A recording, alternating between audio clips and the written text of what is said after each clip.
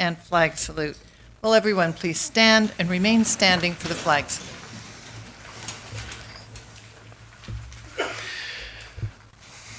Almighty God, before this council begins to perform its duties and responsibilities here tonight, we begin by pausing and quieting our hearts and acknowledging and thanking you for your presence here tonight, for your divine wisdom and guidance. We express our gratitude for the freedoms we enjoy in this democracy as represented by this council.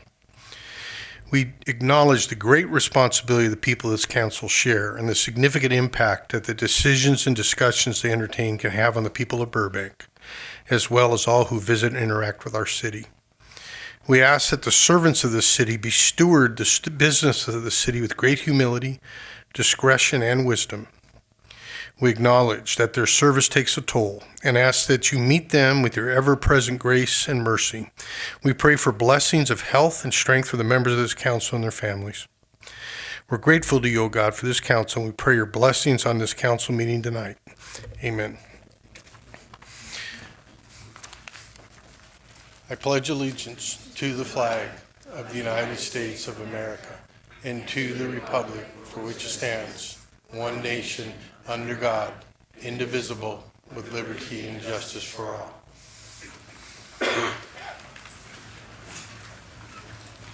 Thank you, Pastor Drummond. Ms. Jimenez, our city clerk this evening, would you please call the roll? Councilmember Frutos. Good evening, Madam City Clerk. Happy to be here. Good evening. Councilmember Murphy. Here.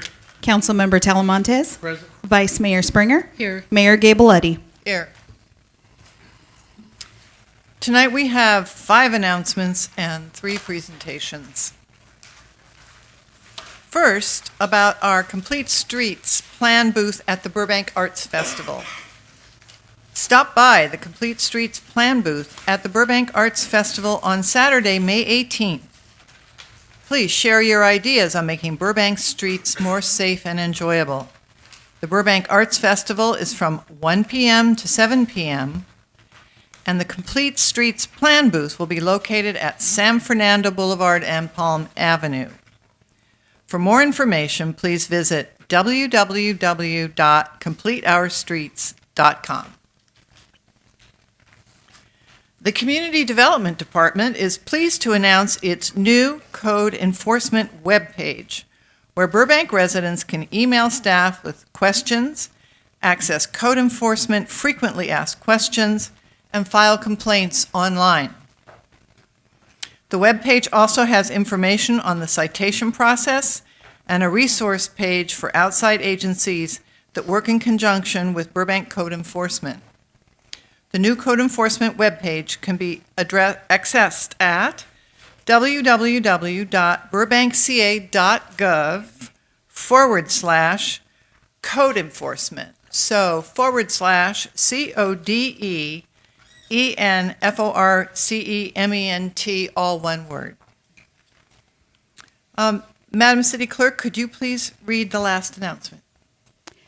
The City Clerk's office is currently accepting applications for a total of 27 upcoming vacancies on the following boards and commissions: the Burbank Cultural Arts Commission, the Infrastructure Oversight Board, the Parks, Recreation, and Community Services Board, the Planning Board, the Police Commission, the Sustainable Burbank Commission, and the Transportation Commission.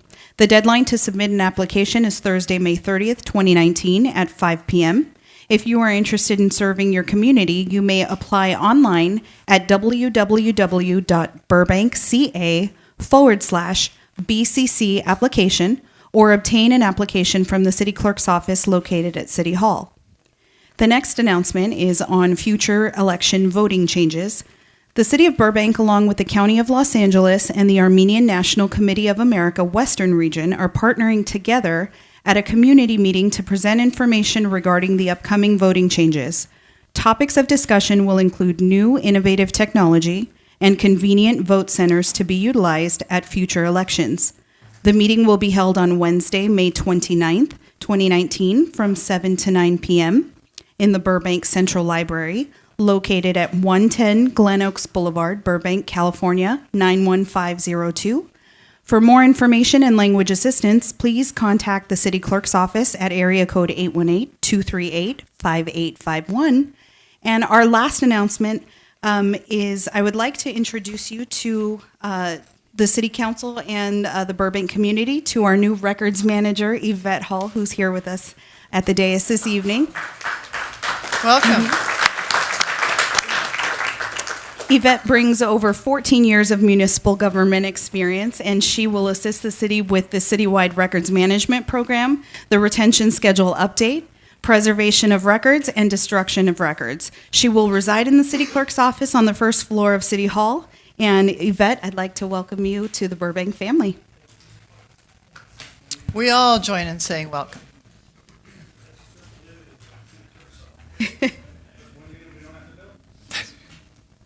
Okay, I'm going to present a proclamation declaring May 19th through the 25th as Public Works Week.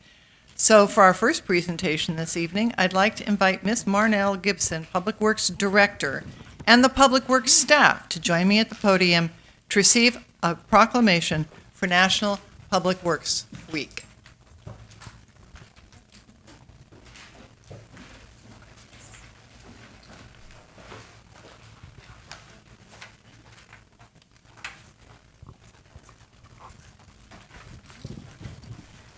This is it? This is the whole staff? Where's Smitty? Wow. Okay, so welcome. We all appreciate all the work that you do, and I'd like to present this Public Works Week proclamation. Whereas public works services provided in our community are a vital part of our citizens' everyday lives. And whereas the support of an understanding and informed citizenry is important to the efficient operation of public works systems and programs, such as the operation and maintenance of wastewater systems, buildings, traffic signals, vehicles and equipment, graffiti abatement, parking management, solid waste collection and disposal, pollution prevention, the planning and design and construction of capital improvement projects. And whereas the health, safety, and comfort of this community greatly depends on these facilities and services. And whereas the quality and effectiveness of these facilities, as well as their planning, design, and construction, is vitally dependent upon the efforts and skill of public works officials. And finally, the efficiency of the qualified and dedicated personnel who staff the Public Works Department is materially influenced by the people's attitude and understanding of the importance of the work that you all perform. Now, therefore, I, Emily Gabeletti, Mayor of Burbank, do hereby proclaim the week of May 19th through the 25th, 2019, as National Public Works Week in the City of Burbank, and call upon all citizens and civic organizations to acquaint themselves with the issues involved in providing our public works, and to recognize the contributions which public works employees make every day to our health, safety, comfort, and quality of life. Thank you. Thank you.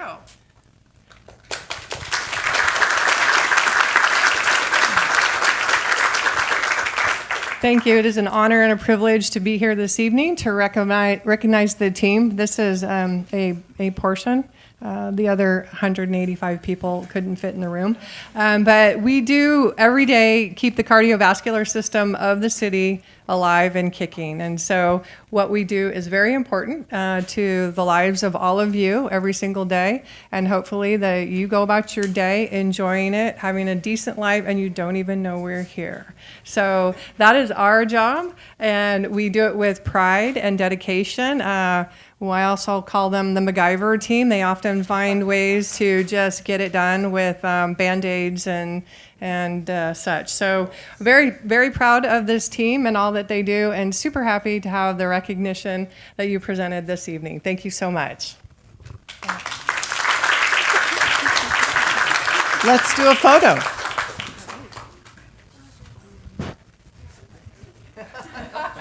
Balance us down. Move the traffic guy over. Oops. All right, 1, 2,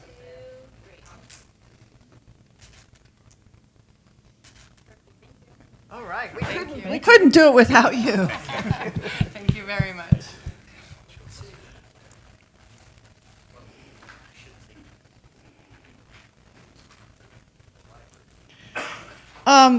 For the next presentation, I'd like to invite Matthew Mucha, Chair of the 2018-19 Youth Board, to the podium to present the Austin Cook Award for Outstanding Youth. Good evening, Matthew. Please tell us all about this award. All right. Hello. Do I have to talk to them? Just speak to Hello. however you want to do it. I'm Matthew Mucha. I'm a junior at John Burroughs High School.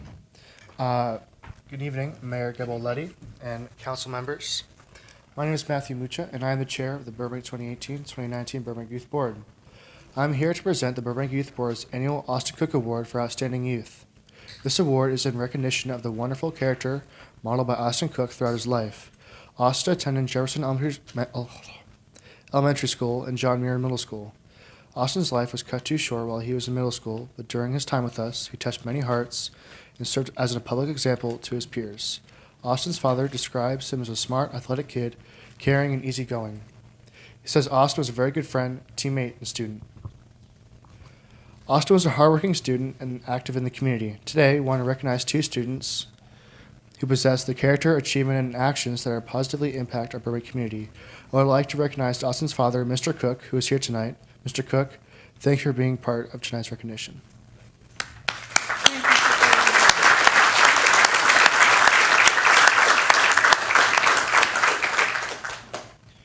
We distribute nominations forms to all 9 middle school and high schools in Burbank. There were numerous applications with outstanding students nominated. After a long discussion, the youth board decided on 2 Burbank students, and I am proud of our decision. The first recipient of the Austin Cook Award is a 10th grader at Burbank High School, Sean McGinn. Sean McGinn has been in the United States for a few years. He quickly tested out of language support services, is excelling in the classroom, including testing very high and rigorous courses. His high school counselor, Miss Aura Lancaster Boyce, says he has a thirst for knowledge, being involved, and connecting with others. She describes him as an articulate, humble, and extremely hardworking young man. He's extremely considerate of others. Sean participates in the boys' golf team and is involved in numerous school clubs. He participated in the City Youth Leadership Program class of 2019. Furthermore, Sean volunteered in over 200 hours in the Salvation Army last year. He translated character-building lesson plans that will be used for summer day camp programs. Sean took great pride in his work and worked diligently and with a positive attitude to meet deadlines and produce good work. These lesson plans will be used throughout the years by the Salvation Army staff to teach campers important characteristics such as honesty, generosity, forgiveness, and more. The youth board was impressed at Sean's giving character and dedication to school. The fact that Sean is excelling in school and contributing to the community at the same time as learning the English language impressed us tremendously. Sean McGinn, please join us up here.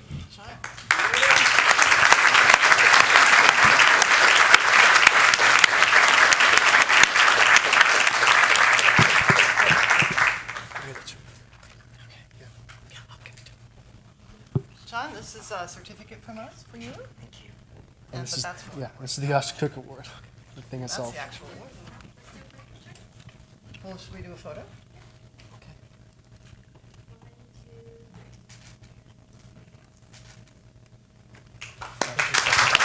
No problem. You want to say anything?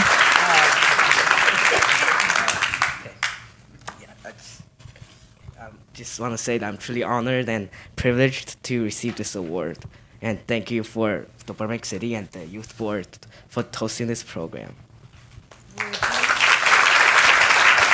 Would his parents like to come up and we'll do a quick photo?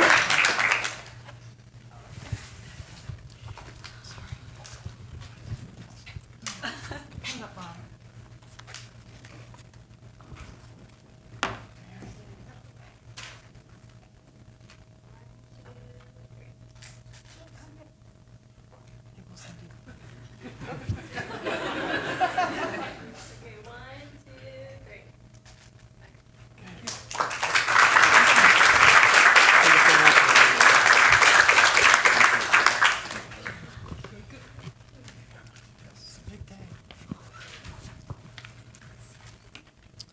The second recipient of the Austin Cook Award is Ryan Narisma. Ryan is a senior at Providence High School. For the past 2 years, Ryan has been the chief coordinator of the We Care Wednesday program at Providence High School.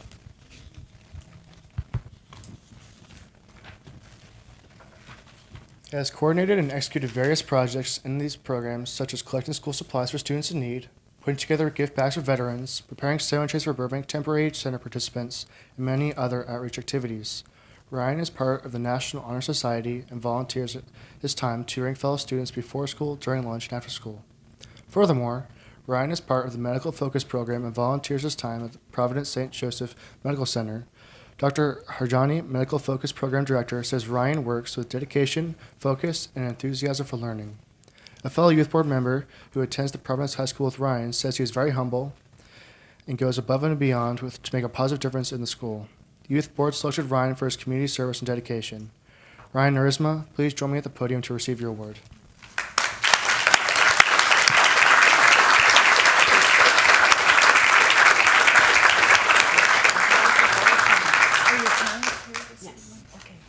We'll do a photo with them. Yeah. That's the real award.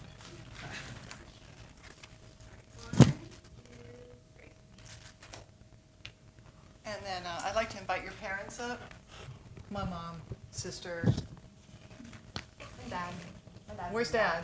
Oh, he's back there. Okay, come on down.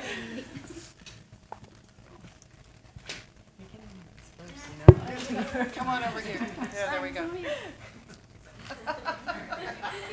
We're always, All right. On count of 3. 1, 2, 3.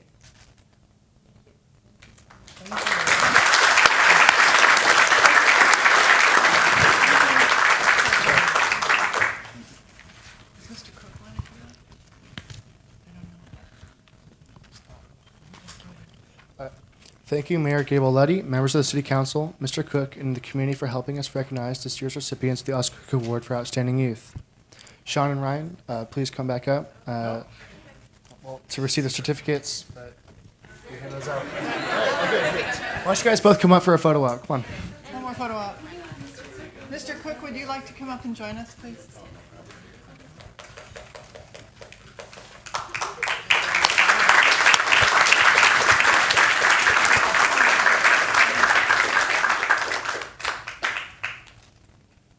right. 1, 2, 3.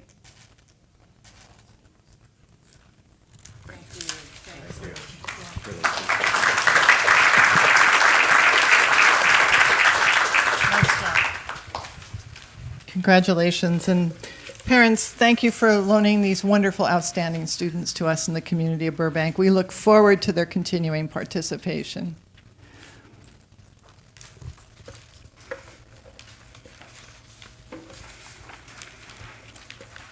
Okay, but next on the agenda is a presentation that is not on the agenda. However, it deserves special recognition tonight. This is the Los Angeles Linemen's Rodeo 2019 recognition for our Department of Water and Power. I'd like to invite Brad Recker, Manager Electrical Distribution at Burbank Water and Power, to join me at the podium at this time to assist in the next recognition. Can you please tell us more about the Los Angeles Linemen's Rodeo and BWP's recent accomplishment? Good evening. Welcome.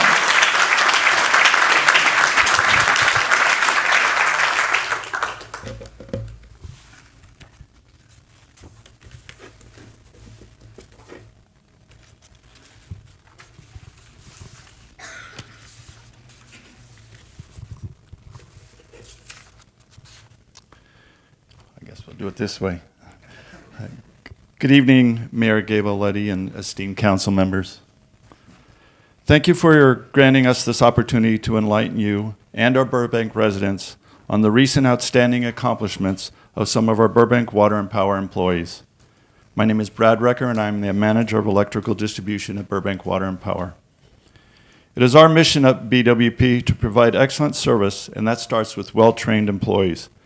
We have a superior 4-year line mechanic apprentice training program at BWP, and as a result, we have very versatile and highly skilled apprentices and journey-level workers. Line mechanics and apprentice line mechanics are those employees who, as part of their duties, climb power poles and construct and maintain BWP's overhead and underground electrical distribution system. In 1984, the first National Linemen's Rodeo was held in Manhattan, Kansas, at the Manhattan Vocational Technical School, where 12 journeyman teams participated. In 2018, 220 journeyman teams and 290 individual apprentices competed.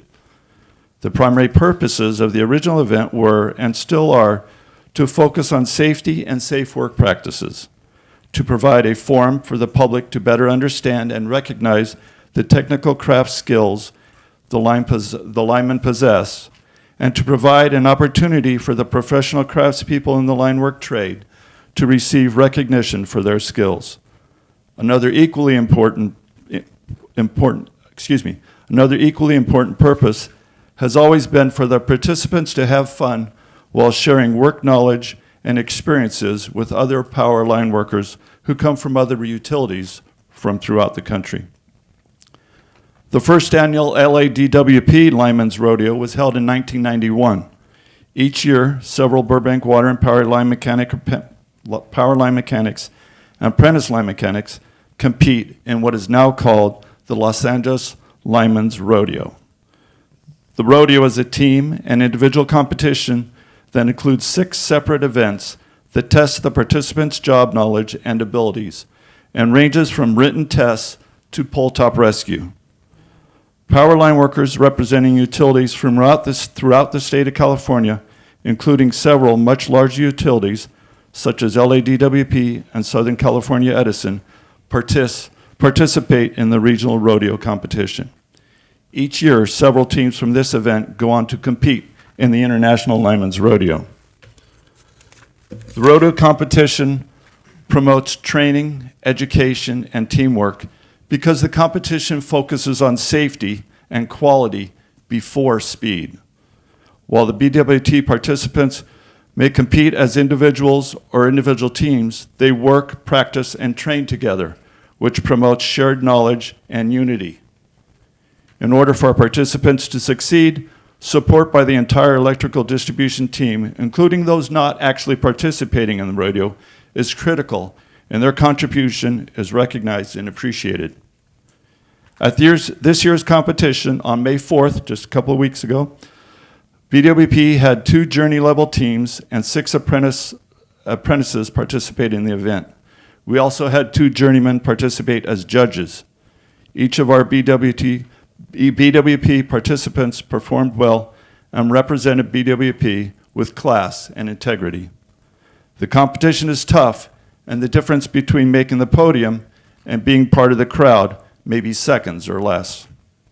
I'm very proud to announce to the Burbank City Council and all of Burbank that our BWP journeyman team of Christoph Cardos, Nicholas Erickson, and Marco Jimenez finished first place overall in the 2019 Los Angeles Lineman's Rodeo.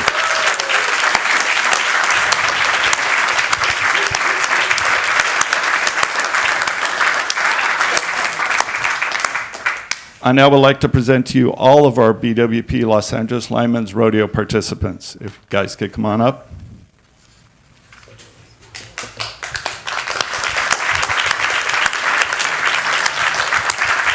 And I think they brought some of the trophies that they were awarded with them, so you can see their trophies. All right.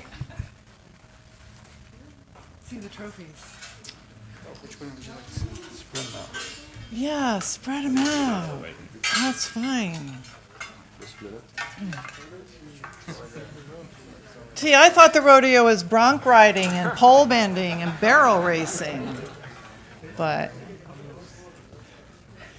So what are the significance of these trophies that you won? Can someone tell me? This one right here is the nice bad boy that we won right here, first place overall. So this is the bragging rights right here. And then we also won first place on a journeyman transformer change, and that's actually changing out a transformer up on the pole. What? And You have to do it quickly? fast and safe, absolutely.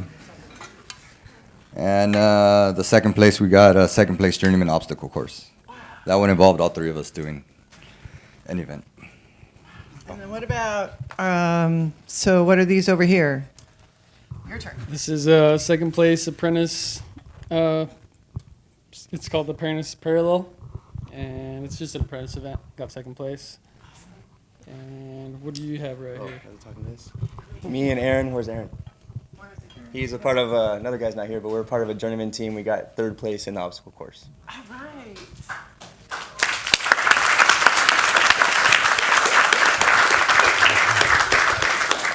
Well, we have certificates for everyone. I'm going to need some help on this. Aaron.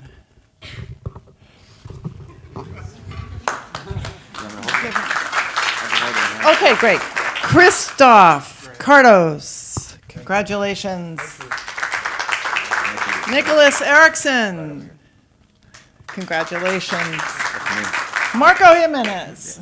Okay. I have a few more. This is total improv now. Chris Lowe. Congratulations. Andrew Gomez. Daniel Hernandez. Congratulations. James Karen. Andres Gonzalez. Charles Lorenz. Miguel Hernandez. And Arturo Trigueros. All right. Did we get everybody?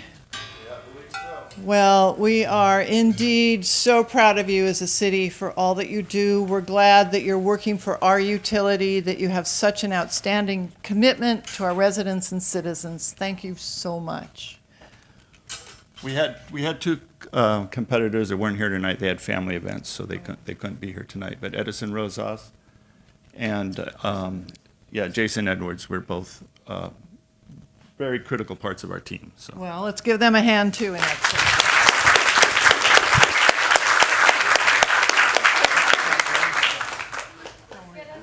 We gotta squeeze in. Everybody squeeze in. Hold those awards out. Perfect. Okay, here we go. Here's one for Brad. All right, we're ready. 1, 2, 3. More. Okay, thank you.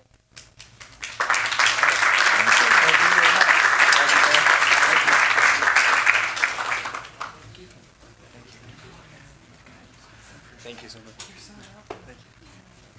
Good work, fellas.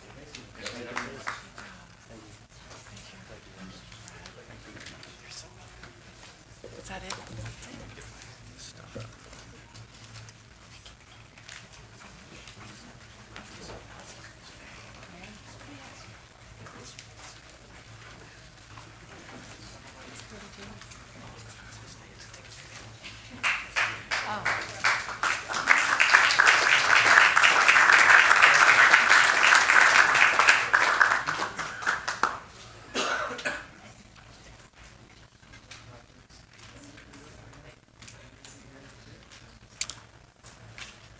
As our teams are moving out, our student teams, our water and power teams.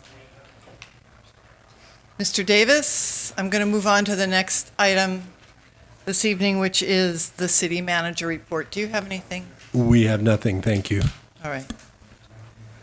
And Ms. Albano, do you have anything to report out of our closed session this evening? No, I'll just list what the council considered this evening. They were in closed session for existing litigation, the case of Flores versus City of Burbank, dangerous condition on public property, and this was under Government Code Section 54-956.9, subsection D1. Council also met with legal counsel for concerning anticipated litigation, city as a potential defendant under Government Code Section 54-956.9, subdivision D2, one potential case. Lastly, they met in closed session with their labor negotiator, management services director concerning Burbank Firefighters Chief Officer Unit, and it's Government Code Section 54-957.6. Thank you. Now is the time for general public comment. Any person speaking during general public comment may address the council on any matter concerning city business or may choose to use the first period of public comment to address an agendized report including the consent calendar, but will not be able to speak on that item following this segment. Please present a completed yellow general public comment card to our city clerk. The comments are limited to 3 minutes. In order to promote fairness, please stay within your maximum 3 minutes. There is a timer at the podium to help you as a speaker keep track of how much time is left. Okay, I have a card from Yolanda Borner, and you'll be followed by Elliot Mitchell. Ms. Borner?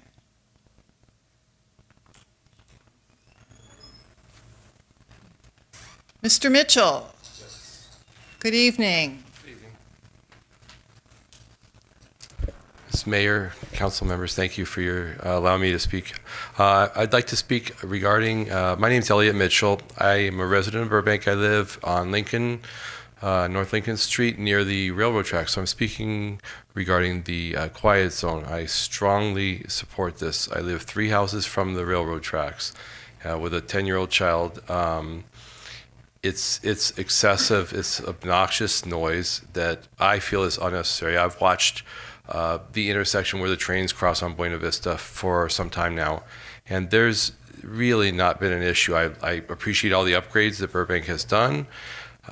There's really not much consistency between the trains. Some have much louder horns than others, and some honk more times than others.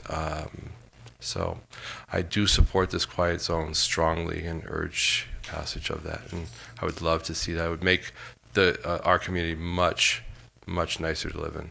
Even though it's already nice, it would be better. Thank you so much. Thank you. Our third speaker is Marsha Ramos, and you'll be followed by Virgil Sagan. Good evening, Mrs. Ramos. Good evening, Madam Mayor, City Council members, staff, and public. For the last 11 years, I have volunteered with the American Lung Association, and it began here in Burbank when our community was discussing important public policy issues. The American Lung Association is our nation's oldest volunteer public health organization. I'm proud of our mission and many significant accomplishments that have improved public health and the air we breathe. Did you know that every 5 minutes a woman in the United States is told she has lung cancer? Lung cancer remains the #1 cancer killer of women. I know the crush of a lung cancer diagnosis in a young woman. My husband's mother was diagnosed with lung cancer at the young age of 42. She was a devoted mother. She was joyful, dedicated, and active here in Burbank. My mother-in-law lost her battle to lung cancer on Mother's Day 40 years ago. Yet, lung cancer death rate in women has increased 84% since then. While strides have been made in lung cancer research, it truly lags behind in research funding. So it continues to kill more women and men than any other cancer. This is why every year in May, the American Lung Association works with many partners to promote Lung Force and highlight the signature color, turquoise. We partner with CVS pharmacies nationwide where you can donate a couple of dollars at the register, and we promote turquoise building light-ups and turquoise events like the upcoming Los Angeles Lung Force Gala, where we will all celebrate a world-renowned researcher, Dr. Stephen Dubonnet from UCLA. This evening, I extend my heartfelt appreciation to the City Council for your extraordinary leadership in air quality, tobacco control, and public health. All these issues are important to the American Lung Association and to all of us. I know not all of you were available to attend the 20th anniversary of the State of the Air report a few weeks ago that was held here in Burbank. The inaugural Men Wear Turquoise 2 campaign was launched at the event. Since that time, you've probably noted Councilmembers Murphy and Frutos are sporting a turquoise neckties and have agreed to be among the first ambassadors of the campaign, but they don't have to be the last. So I want to thank you all for your leadership and encourage you all to participate Google lung.org turquoise 2 for information, or you can contact me and I'd be happy to help you. And to everyone in the city, let's all stand together for clean air initiatives, increase lung cancer research, and support services for all those that are burdened with lung disease. Wear turquoise throughout the month of May, and I look forward to seeing you. Thank you again. Thank you. Virgil Sagan, you're our next speaker, and you'll be followed by Juan Guillen. Good evening, Madam Mayor and City Council. I'm here to support the railroad quiet zone. I live close to the Banoan and Buena Vista, and it would really help us if you approve the measure to support that initiatives. And I know the city of Glendale was able to successfully implement this quiet zone, and I think we should be able to implement it too. All of my neighbors and everybody is also supporting this. They can't come here right now, but we, I hope you guys can support us in this. Thank you so much. Thank you. Juan Guillen is our next speaker, and I have no more cards at this time. Good evening, Mr. Guillen. Good evening. I made a public records request on May 2nd and got some answers, so thank you to city staff for that. In 2017, July 1st, we increased impact fees. Do you know that over the last 2 years, we've lost approximately $7 million in development fees? While we raised appeal fees on the residents because it took so much work to deal with all these appeals, we lost approximately $7 million. Think about what we could have done with those $7 million. While it's okay to raise money on the residents, heaven forbid we raise money on developers. And I know the seed has been planted, and it was planted at the last meeting, said, oh, well, we're looking into it, we don't want to raise it too high. They, pay attention, watch the meeting, trust me, it was snuck in there.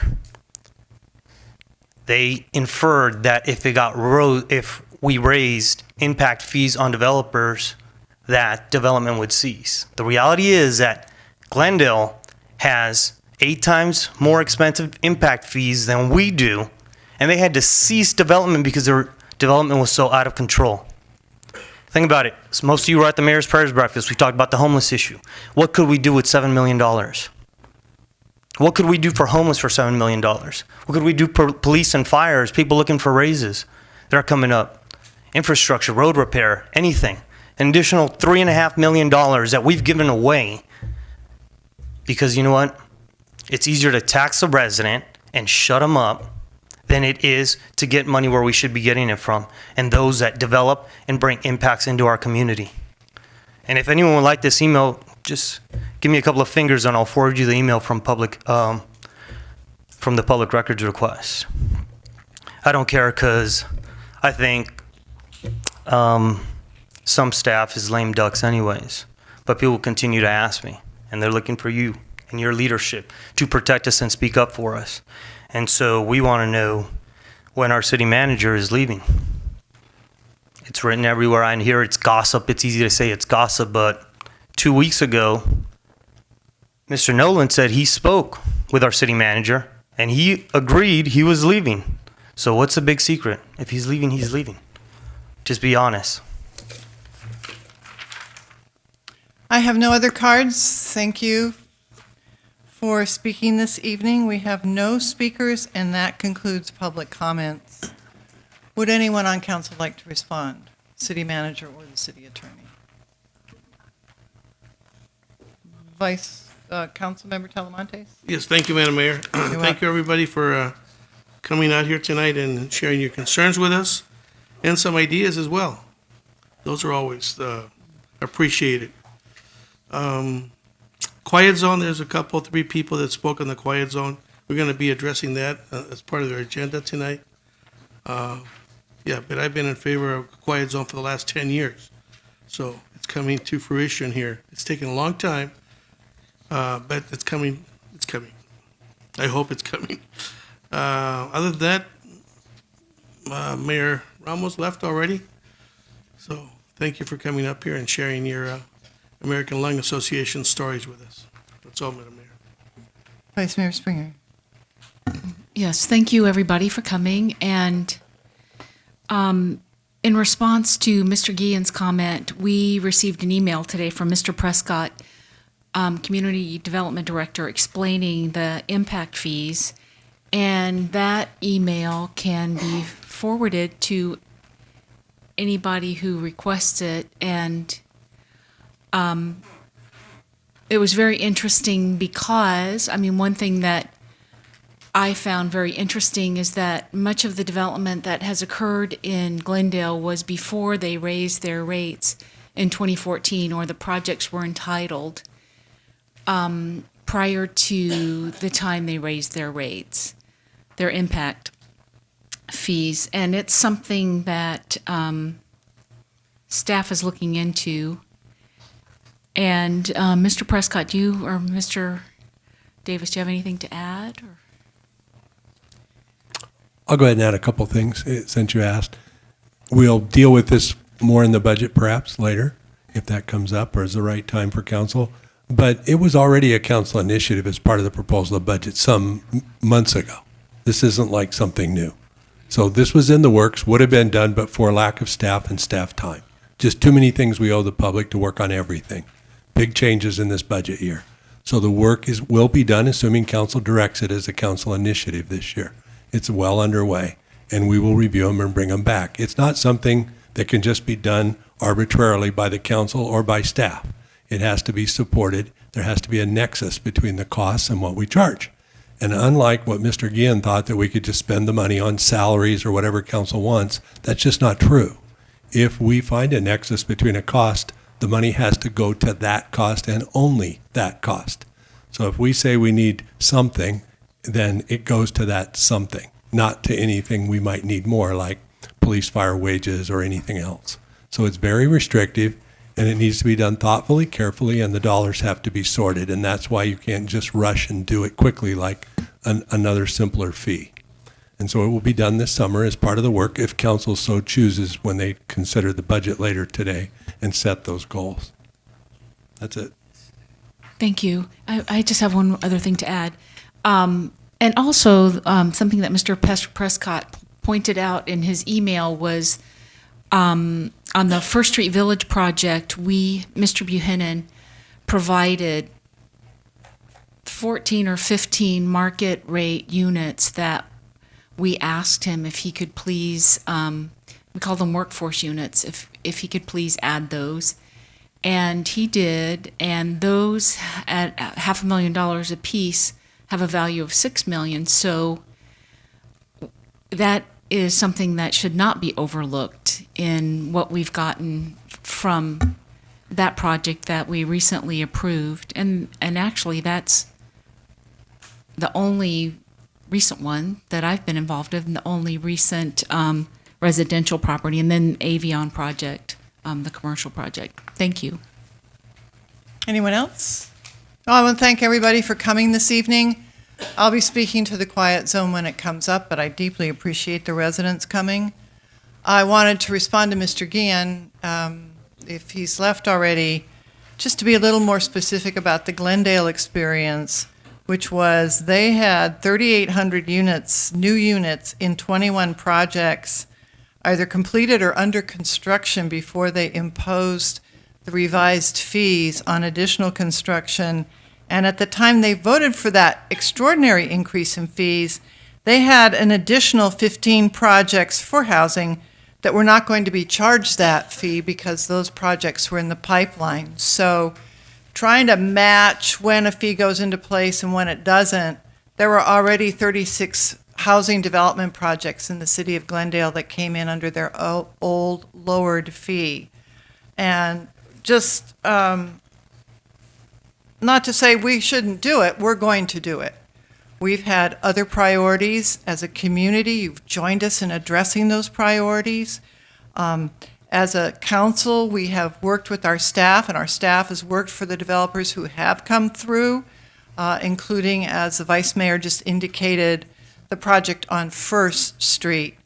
but also our staff and the council negotiated additional public benefits from the Avion project to the extent that the project developer, and this was a project supported by David Gordon when he was on council, that the developer provided us far more public benefits in addition to implementing mitigation measures for that project. So it's not as if we as council and staff have been not aware of how important it is to get as much improvement as we can from developers so that we build neighborhoods and not just buildings. As Mr. Davis said, staff will be coming forward with a study that's required by law in order to properly relate a fee to any improvements for which that fee is going to be used, no matter how narrow the use may be. It's called a nexus study. It's done by cities all the time when they're considering raising large fees. As to our appeals fees, as you may already know, we reduced them to the maximum extent that we could through our council policy, and we also increased the filing fees to the maximum extent we could for new housing projects. So we have made an effort, and will continue to make an effort, to balance those needs within our community. I normally don't spend a lot of time talking about this, but I think it's a fair issue to continue to discuss going forward.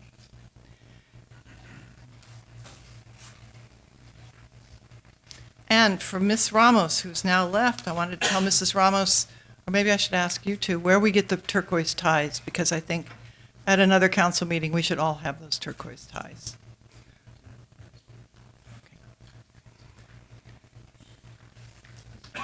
Council members, we're going to move on to the consent calendar. Let me, before I ask the clerk to read the consent calendar, I want to make a brief inquiry of council if any of you will have questions this evening about any items on the consent calendar, and if you've all had an opportunity to review the consent calendar. Councilmember Talamantes? Okay. Question on item 2. Seeing no one else, I will ask the clerk to please read the consent calendar, and then we'll go forward with the items. Thank you, Mayor. Item number 1 is authorizing execution of a grant agreement with LA84 Foundation of Los Angeles and accepting grant funds for the 2019 aquatic season. And item number 2 is reestablishment of the title, specification, salary, and conflict of interest code designation for the classification of Chief Assistant City Attorney and approval of the citywide salary schedule. Right. Good evening, Mrs. McClinton. Can you please, do you want a brief report or do you just have a question? Okay. Go ahead, Councilman. Sure.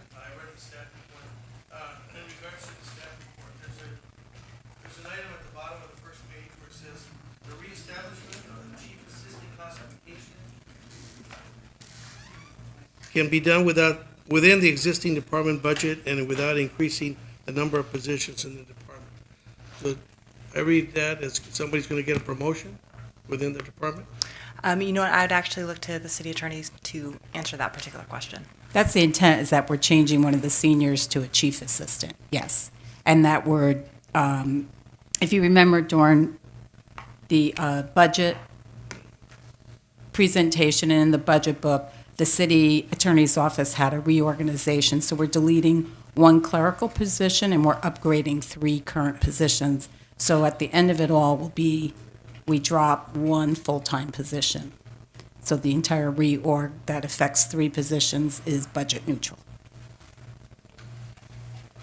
Okay, so it's not going out, it's not going to be open for competition? I don't know No. what the intent is. No, it would not be. You already have the person that's going to take that spot. Yes. Okay, thank you, Madam Mayor. You're welcome. Is there a motion for the consent calendar? I'll move the consent agenda. Is there a second? I'll second it. All right, it has been moved and seconded. Would you please call the roll? Councilmember Murphy? Yes. Vice Mayor Springer? Yes. Councilmember Frutos? Yes. Councilmember Talamantes? Yes. Mayor Gabaletti? Yes, the consent agenda passes unanimously. Thank you. We're going to move on to the first public hearing of the evening. This is the time and place for the hearing on the proposed budgets for the fiscal year 2019-2020 for the City, Housing Authority, Parking Authority, Successor Agency, and the 2019-2020 citywide fee schedule. City Clerk Jimenez, have the notices as required by law been given? Yes, they have, Mayor. Do we have a complete file of exhibits, correspondence, and other documents relating to these proposed budgets? Yes, we do.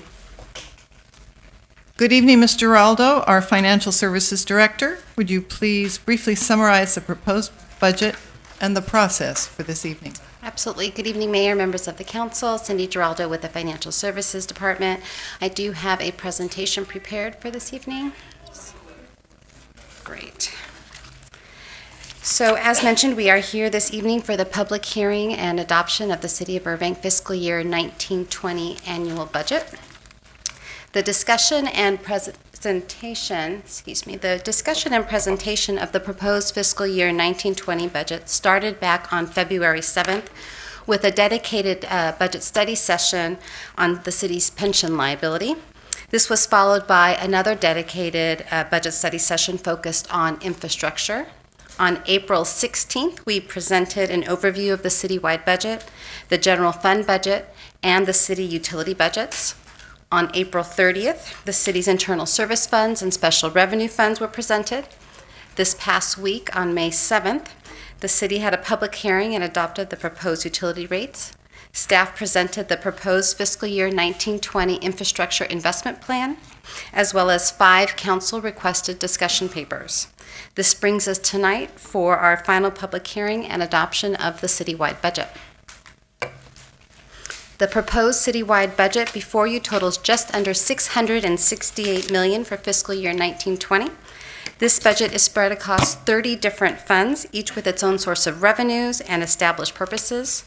Over the course of the past month, staff provided budget presentations covering each and every fund comprising the fiscal year 1920 annual budget. Throughout the presentation, Council directed only one change to the proposed budget, which was to add an additional $22,000 in annual funding for Burbank on Parade. This addition has been incorporated into the budget before you this evening. At the beginning of our budget presentations, we identified 3 council and staff priorities which are required to keep our financial forecast not only stable but improving. We discussed the need to identify, initiate, and implement new council and labor initiatives. We need to implement a plan that will enable the city to reduce its annual pension costs. And we need to begin to address the city's significant infrastructure backlog. The proposed fiscal year 1920 budget makes significant strides on all 3 of these fronts. Staff and council will, of course, continue its commitment towards the existing council and labor initiatives, but in addition, 5 new initiatives have been identified, including parking management or paid parking, updated development impact fees, revenue capture from short-term rentals, a study on how we can best provide our emergency medical response services, and a needs-based staffing policy will be forthcoming.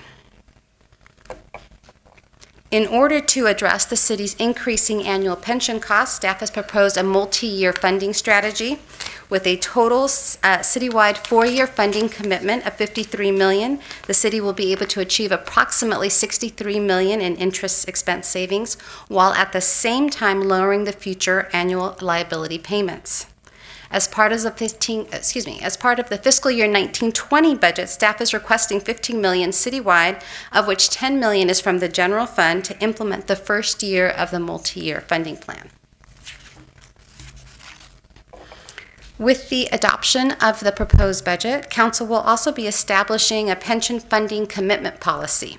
This policy would require that any year-end available general fund balance that exceeds 6% of the general fund's budget be used to fund employee pension liabilities in all years where the employee pension benefits are less than 90% funded. By adopting this policy, the City Council will be taking action to help ensure that the city's pension liabilities are responsibly funded for the long term. And it will establish a funding source for the proposed 115 trust that, once funded, will put the city in a better position to absorb future pension volatility as well as natural economic cycles. And last but not least, the city has taken steps to help address our unfunded infrastructure needs. The council dedicated 50% of Measure P revenue toward that purpose, and it committed the general fund to an additional annual contribution of $4.7 million for infrastructure. As part of the fiscal year 1920 budget, council will be dedicating $8.2 million for street pavement improvements and committing a total of $24.5 million for non-utility infrastructure maintenance and improvements. Further, council has already taken action to establish the Infrastructure Oversight Board, which will help the city by providing community input on infrastructure priorities, as well as oversight on the status of the funded projects. So here is our general fund 5-year forecast. All 5 years of the forecast are balanced, and plans have been incorporated as presented to help ensure that the city's forecast remains structurally balanced for the long term. So with that, it is staff's recommendation that council move to approve the resolutions before you this evening. Thank you, Mrs. Giraldo. We will now open the public hearing to hear from any persons in the audience who wish to speak on this matter. Please fill out a salmon-colored card and present it to the city clerk. Each person may address the council for a maximum time of 3 minutes. City Clerk Jimenez, are there any comment cards? There are no cards, Mayor. And did we receive correspondence on this? We did. We received 3 pieces of correspondence Council that were members, have routed. you a chance to review those correspondences?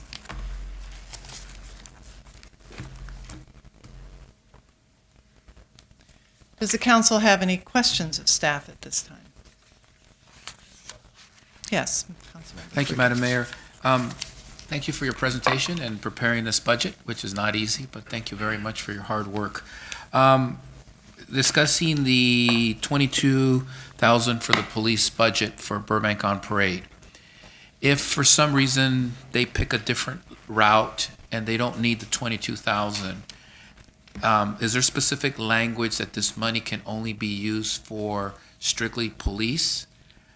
Or can it be used for something else? Because already I've had a question from a parade supporter that asked me that question. Hey, if we don't need the $22,000, can we take the rest of the 22 and put it somewhere else? And I said, I can't answer that.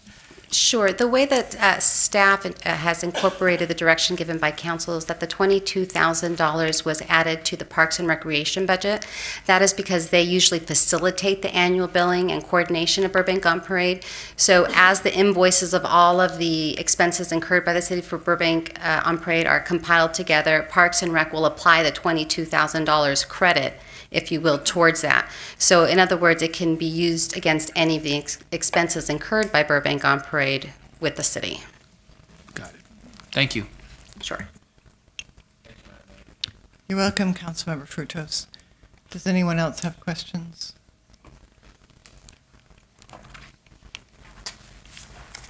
Well, then I will now declare the public hearing closed.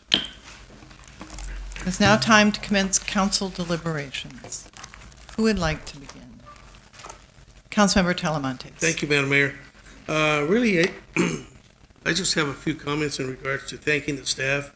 Mr. Aldo, obviously, is the department head, and the rest of our team for putting this budget together, because it does take a team to bring all this together.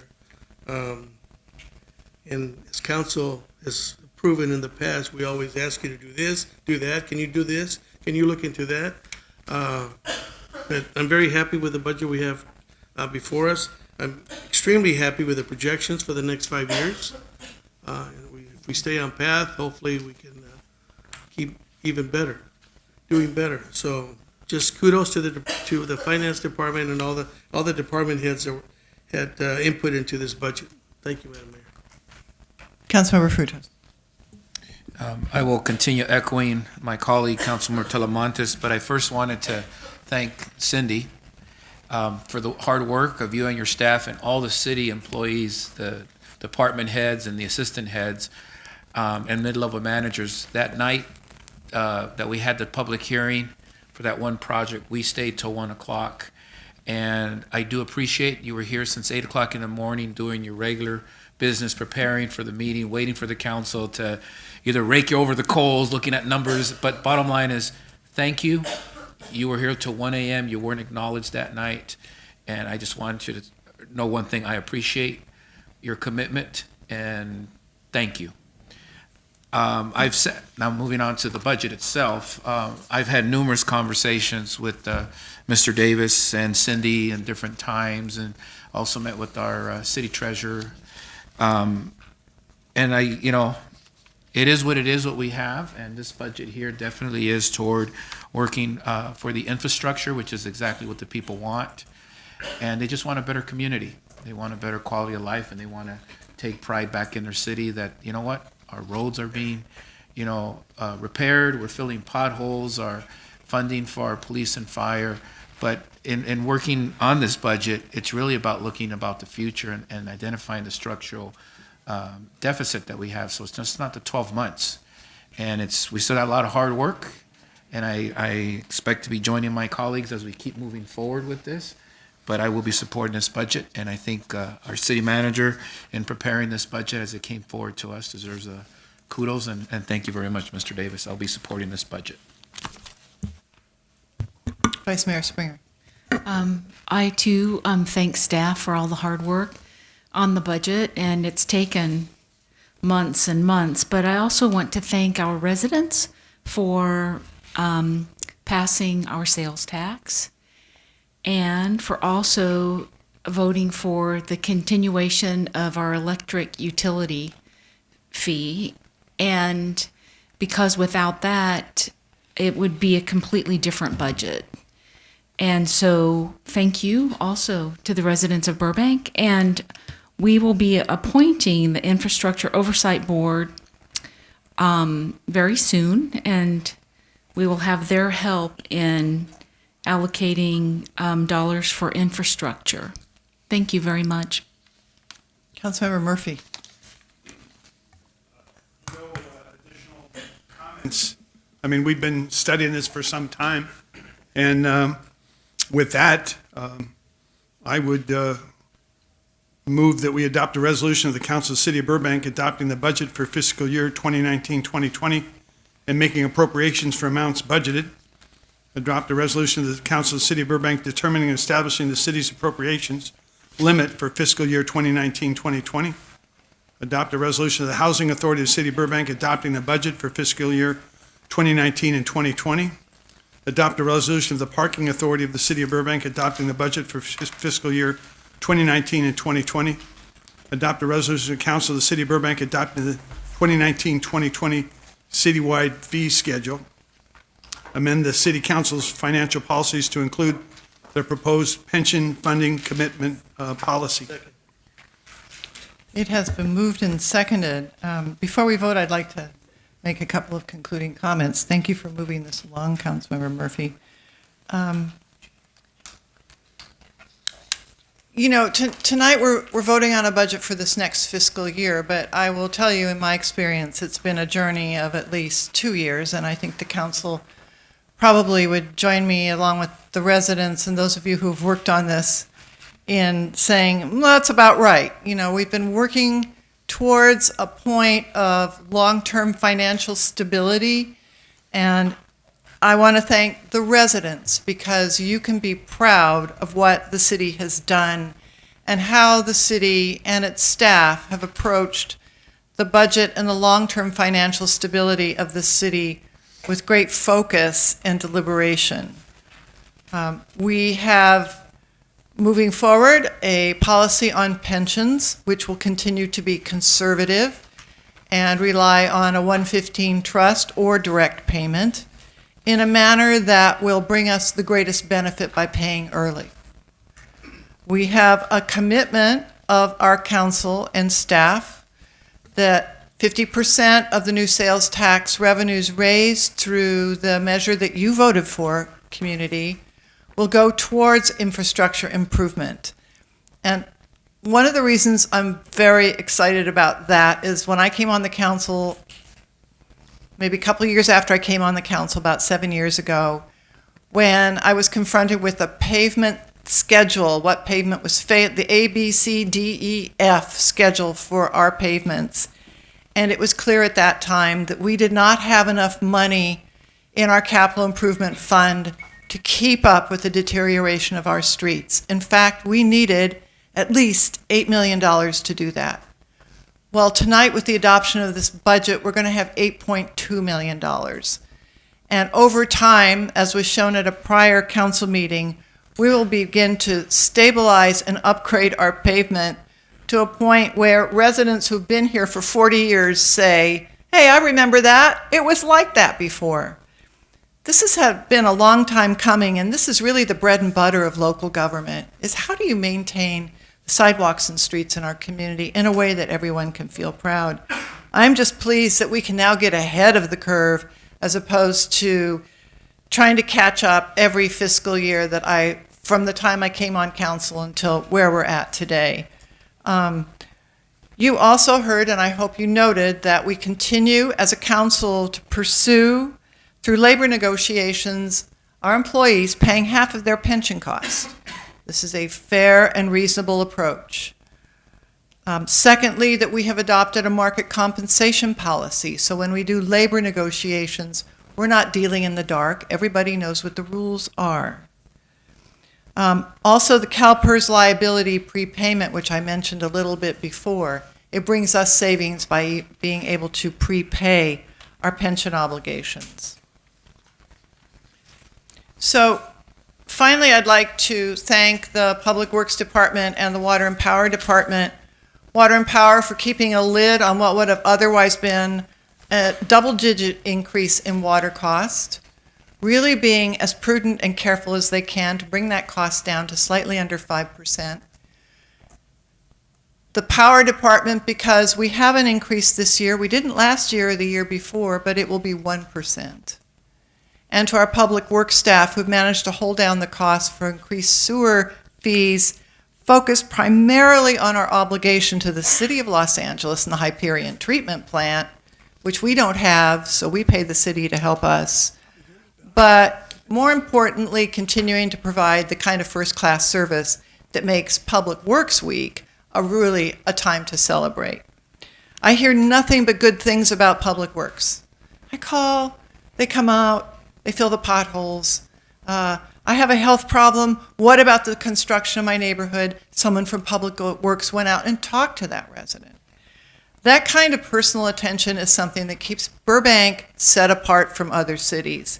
And so it is for all of those reasons, the stability, the modest increases, the balanced budget, clear thinking about where this money is going to go, that I'm also going to support the adoption of the budget tonight. And thank you all, Mr. Davis and your staff, and all the financial staff, and all the department staff, most of all our residents, for helping us keep the kind of services that you've come to expect. Thank you. Madam City Clerk, would you call the roll, please? Councilmember Murphy?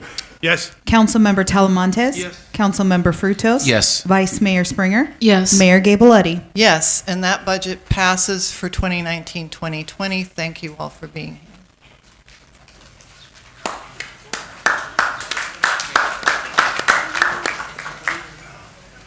Five years of balanced budget.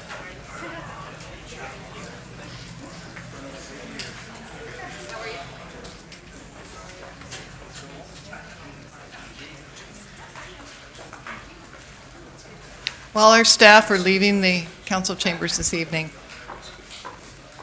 I'm going to move on to the next public hearing this evening. This is the time and place for a hearing on the proposed budget. Oops, we just did that. This is the time and place for project number 18-0002676. A third amendment to the development agreement for planned development, PD, number 2001-2, for the Bob Hope Office Center project at 3201 West Olive Avenue, extending the development agreement to December 31st, 2020. Before we begin, are there any disclosures relating to this hearing? Council members? Seeing none. City Clerk Jimenez, have the notices as required by law been given? Yes, they have, Mayor. Do we have a complete list of exhibits, correspondences, emails, and other documents? Yes, we do, and we have received 2 correspondences for this item. Thank you. And do we have those correspondences? Yes, you do. Will the representative of the Community Development Department please introduce yourself and summarize the matter for us? Good evening, Madam Mayor, members of the council. Fred Ramirez, Assistant Director in Planning. Tonight, the item before you is an extension for Development Agreement Plan Development 2001-2. If I could get the presentation on the screen. Tonight's request is for a third amendment to the development agreement for this plan development 2001-12. This will allow for additional time for the city to complete the review of the required environmental impact report, which is part of a longer term extension request for this development agreement. The current timing would basically take it from its current expiration date of July 7th, 2019, and allow staff to work through the project entitlements and environmental review through December 31st, 2020.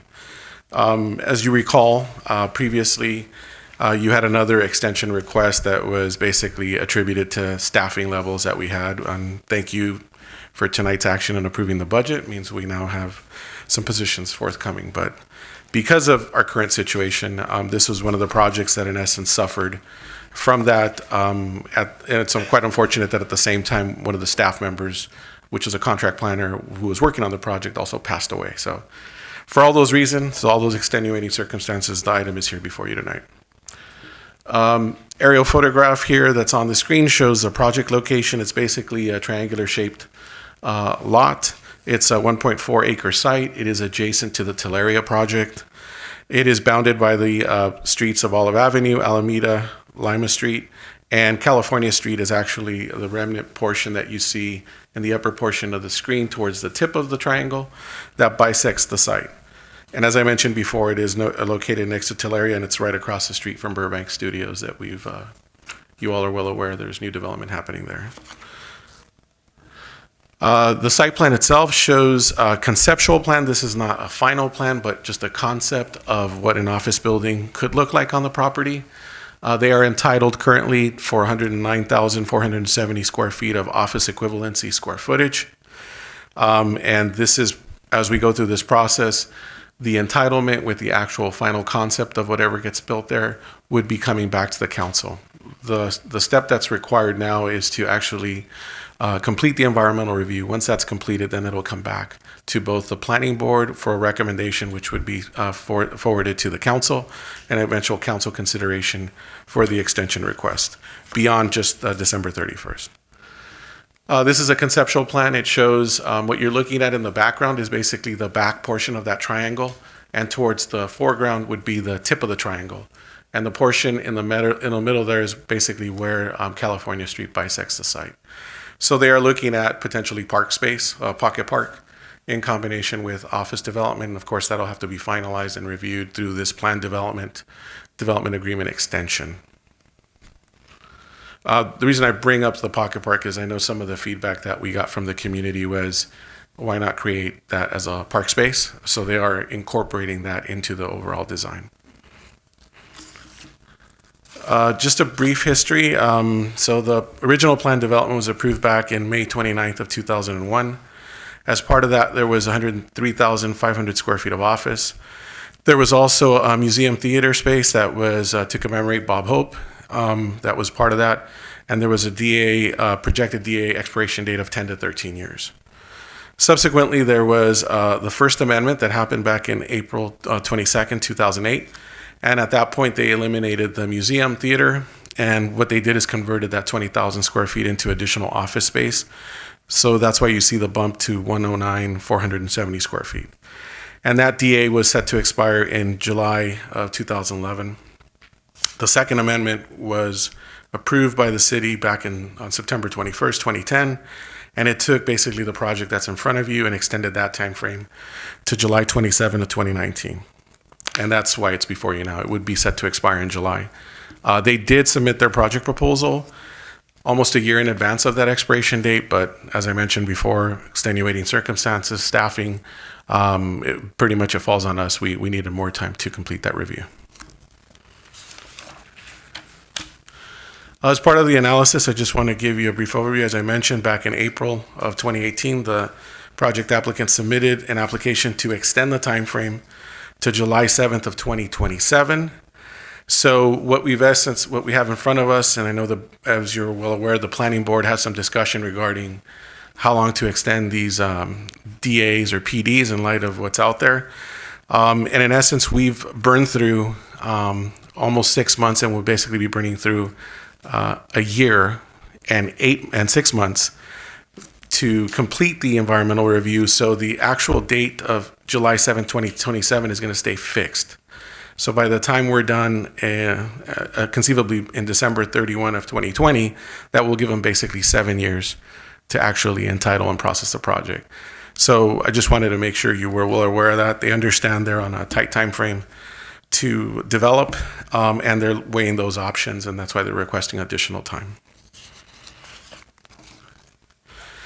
So therefore, based on what was presented to you, staff is recommending that the City Council adopt the ordinance by introducing an ordinance of the City Council of the City of Burbank, approving the Third Amendment to the development agreement and extending the expiration date to December 31st, 2020 with related to Plan Development 2001-2, which is project number 18-0002676. And as I mentioned before, it's to allow staff to complete its due diligence review, preparation of an environmental impact report, and processing of entitlements through the city process. This concludes my presentation, unless you have any questions. Thank you.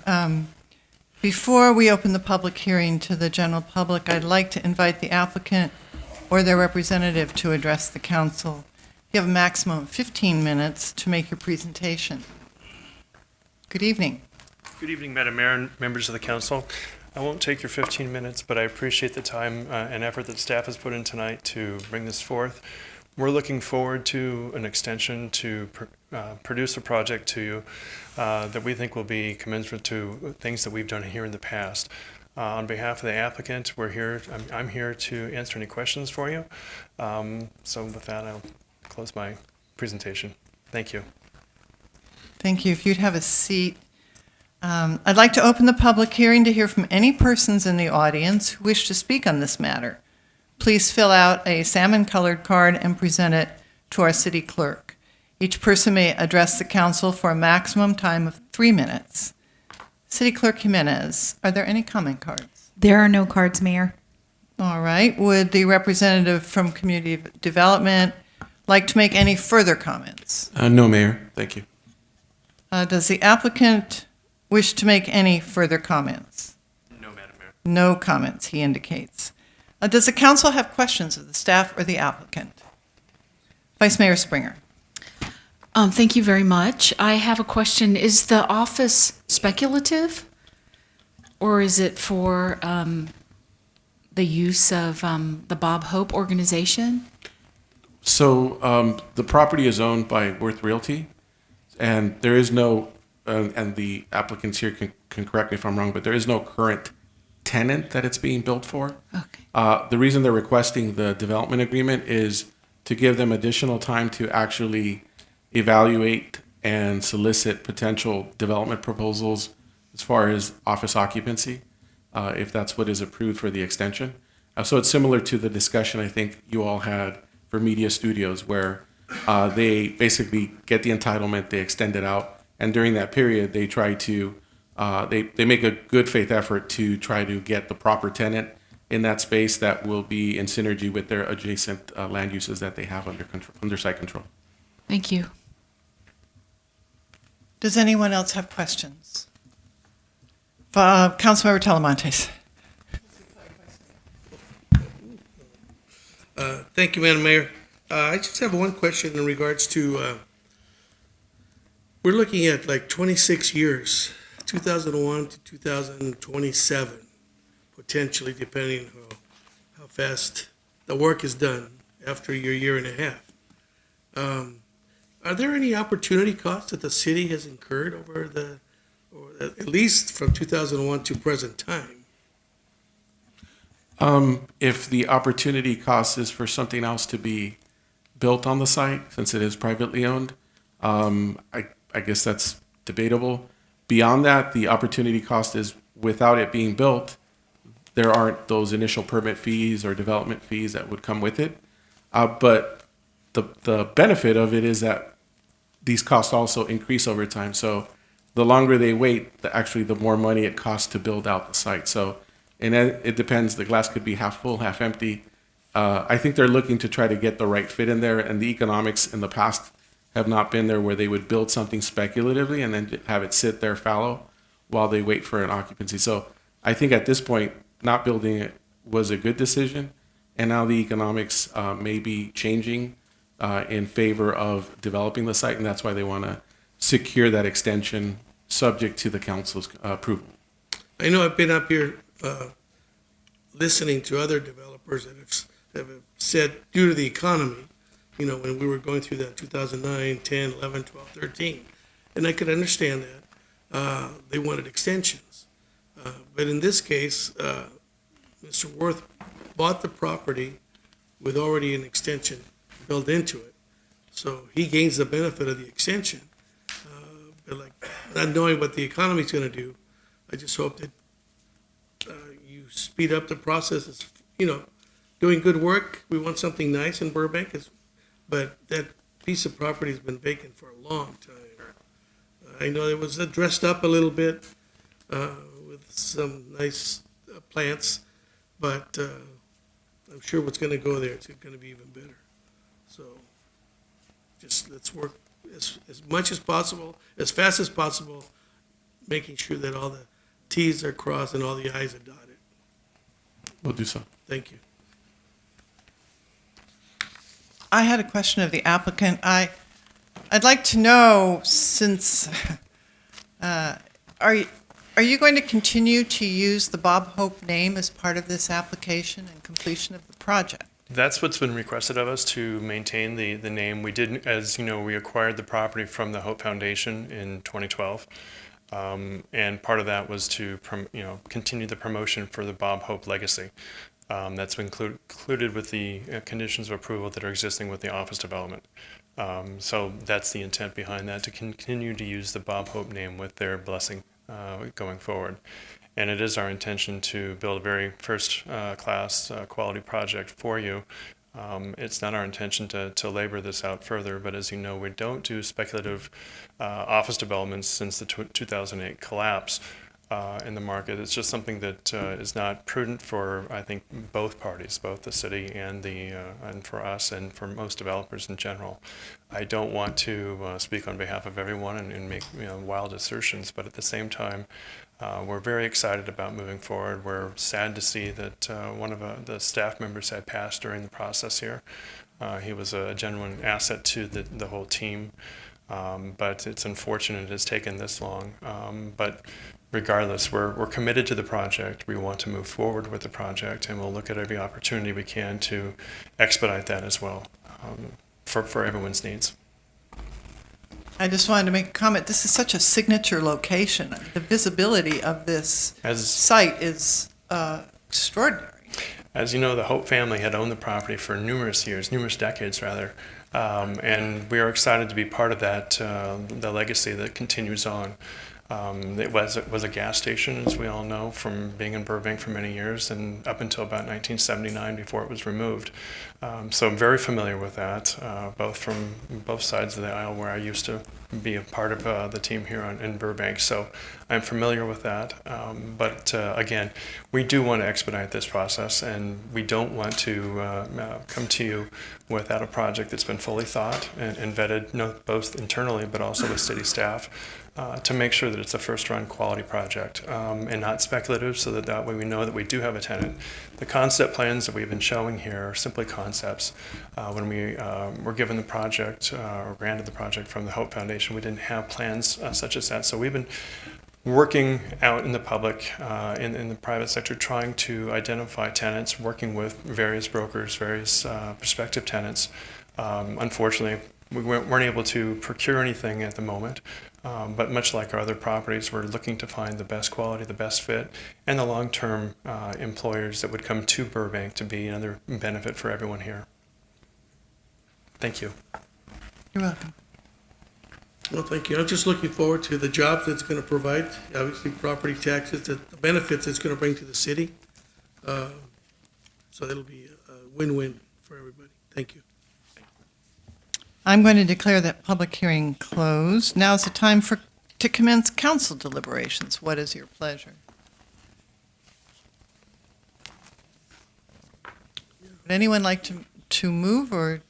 Yes, Councilmember Talamontes. Yes, Madam Mayor.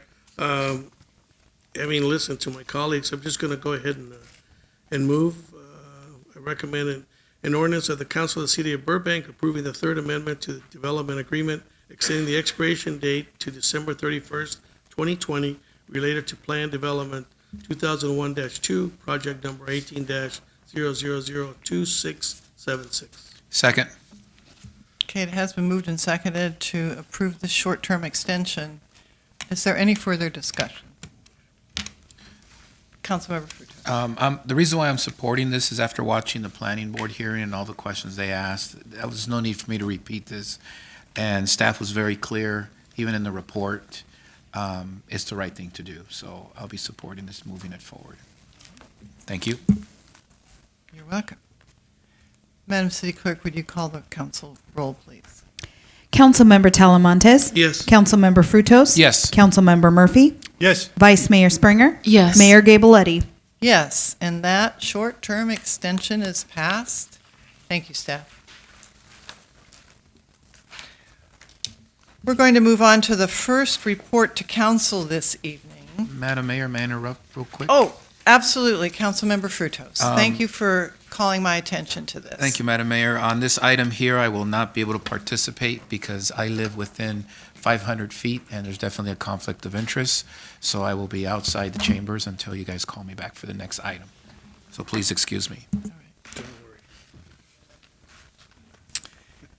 Tonight's first report to council is the notice of intent to create a railroad quiet zone at Buena Vista Street and Van Owen Street grade crossing, and the report will be given by the Community Development Department. After the staff presentation, the City Council will proceed with public comment. Speakers will have 3 minutes to speak on the item at the conclusion of staff's oral presentation, as long as the speaker has not spoken on this item during the first period of public comment. Good evening, Mr. Kriske. Please present this item. Good evening, Mayor Gabaletti, members of the City Council, David Kriske with the Community Development Department. Tonight, you're being asked to direct staff to issue a notice of intent to create a railroad quiet zone around the Buena Vista Street, Van Owen Street grade crossing, and to approve the final design plans for the crossing improvements that have been installed at that location. As you know, a quiet zone is a segment of track where trains may elect not to sound their horns at crossings. They may be approved to establish a quiet zone if crossings in that area are improved with extra safety improvements. For over 10 years, the City Council has asked the staff to investigate and pursue a quiet zone at this location. Substantial improvements were constructed and completed in 2012 to make the quiet zone, make the crossing quiet zone eligible. And in 2017, additional funding was secured to construct the remaining improvements that were necessary to make it complete. Those improvements, I'm happy to say, have now been completed at the area by Metrolink staff and Public Works staff, and staff now believes that the crossing does meet the eligibility requirements for a quiet zone. Now that these improvements are in place, the city must begin a formal noticing process that lets all railroad stakeholders know of the city's intent to establish the quiet zone. This begins by issuing a notice of intent to establish the quiet zone, which allows all the railroad entities to confirm that the location is eligible under the Federal Railroad Administration rules to establish the zone, and also to give us any comments on that establishment. After a required 60-day notice period, The city reviews any comments received, and if everyone is in agreement, the city issues a follow-up notice called a notice of establishment, which has a second notice period after that. And after that notice period is completed, the city may establish the zone, and at that time, railroad entities and railroad trains crossing will not sound their horns at the crossing, except under certain circumstances. Should the city wish to proceed with the quiet zone, it must agree to certain responsibilities outlined with the construction and maintenance agreement that has been approved with Metrolink and was amended also back in 2017. This includes paying Metrolink an annual maintenance fee so that they may maintain the rail crossing improvements. The city must itself maintain any roadway elements that cross the railroad right-of-way at the crossing. And we are obligated to make future upgrades to this crossing over time to replace obsolete equipment or to install new safety technology. This requirement is a bit open-ended, and it is something that Metrolink can ask of us over the life of the crossing. And this cost, which I've tried to outline over the next 20 years, is a big one and should be considered in our ongoing infrastructure planning as another capital cost that we'll need to account for. This is a requirement to allow the quiet zone to be put into place. Finally, when the original Metrolink agreement was approved with the City Council back in 2009 to begin construction of the safety improvements, the city also agreed to certain legal liability responsibilities with Metrolink and other railroad entities against any legal claims that could arise if there is an accident at the crossing. And that we could be held accountable for damages caused by accidents if we're found to be negligent in any way operating the crossing. We believe that this risk is no greater than the risk we have as a city in other areas of the right-of-way, including other crossings. And the safety improvements that have put in place have likely improved safety above other crossings because the added safety improvements, the whole point is to improve the safety for the crossing. And it's probably at a point that we've improved the safety to more than offset the fact that trains would no longer be sounding their horn. But it is a liability consideration that cities think about when establishing quiet zones. Implementing a railroad quiet zone implements the general plan noise element. It does minimize noise impacts to single-family neighborhoods, a significant area of the city near the crossing, and supports expanded Metrolink service on the Ventura line should Metrolink continue to expand and build out its Metrolink service to Burbank, which is another city council goal. Now that the required safety improvements at the crossing have been made, it is staff's recommendation that the city council direct us to issue the notice of intent to establish the quiet zone, and after giving all the required noticing, issue the follow-up notice of establishment so that the quiet zone can be put in place. That concludes my presentation, and I'm available for questions. Thank you. Before we go to questions, I want to ask Ms. Jimenez, do we have any speaker cards? There are no cards, Mayor. But we had some correspondence related to this. We did. Yes, we had 2. And all council had a chance to look at those, as well as the speakers who came earlier this evening. That's correct. Right. Seeing no speakers, then I'm going to proceed to council questions of staff. Who would like to begin? Councilmember Talamantes. Thank you, Madam Mayor. Thank you, Mr. Krisky. It's a long time coming, huh? Yes. You mentioned that the trains may elect not to use their horns, other than an emergency situation, so they can still use their horns? They can. Generally, they reserve the right to use their horns. If the engineer himself sees a safety problem approaching the crossing, they can still sound their horns. But no safety concerns being considered. It should be a it should be silent. Okay. And if you go to the crossings in Glendale, if you've waited for trains there, they routinely go by and the horns are silenced. Right. I know I've spoken with Councilmember Najarian several times about their quiet zones and how fast they get them. But no, like I said, this has been a long time coming, and it goes back to when I first got elected. The whole question was that we had some $500,000 appropriated to another intersection farther down, and I said, so what do we need for this intersection? We need money. Well, why don't we use that money? Let's talk. And obviously, staff spoke with Congressman Schiff. We went through him to reappropriate these these monies over to Van Owen to at least make one out of the two instead of none. Yes. And staff was very successful in gathering those funds, because it takes quite a, and over the years, the demands have gotten greater, Yes, right? the longer we waited, The more longer we waited, requirements the were more added. requirements were Yes. put in, so it gets what increases the dollar signs. But I think we've all reached agreement now. PUC has been consulted, Metrolink's been consulted, all the improvements have been put in place, so we should have a smooth sailing through the noticing and Excellent. get it established. I want you to tell me when we're going to throw the switch. I want to be there. But anyway, thank you to staff for working so diligently, getting to this point. And how long do you anticipate? before Well, we it's said about official? 6 months or so. I think we can maybe do it a little faster. If we don't get any comments, then we can just go through the process. And I also want to thank Public Works. They're the ones that are actually, Jonathan particularly, in getting all the improvements out, coordinating with Metrolink, all the striping, all the last minute changes. He's really been the one to get the actual work done. And so I'd like to thank him. Because there's a lot of bells and whistles. Yes, A lot of bells and literally. whistles. But once again, I want to thank you and Public Works for bringing this forward. It's been a long time coming, and I appreciate it. I'm going to be supporting it, Madam Mayor. Vice Mayor Springer? I just have a comment. Thank you very much for your presentation. We received an email from Mr. Ralph Herman, RE, just something to be considered, RE, right turn overlap signal. So I just want to make sure that you've got that. I can let Jonathan answer if you want the specifics, but basically that right turn, the railroads asked us not to let that happen for safety purposes, and so we took their direction. Okay, thank you. Councilmember Murphy, do you have any questions or comments? You're ready to roll, aren't you? I had a question. Yeah. So you mentioned that Metrolink maintains something. What do they maintain there? They maintain basically the gates and the signal equipment and anything within the actual physical rails. So within a couple of feet from either side of the rails, there's a platform of the crossing between the rails. They maintain those elements.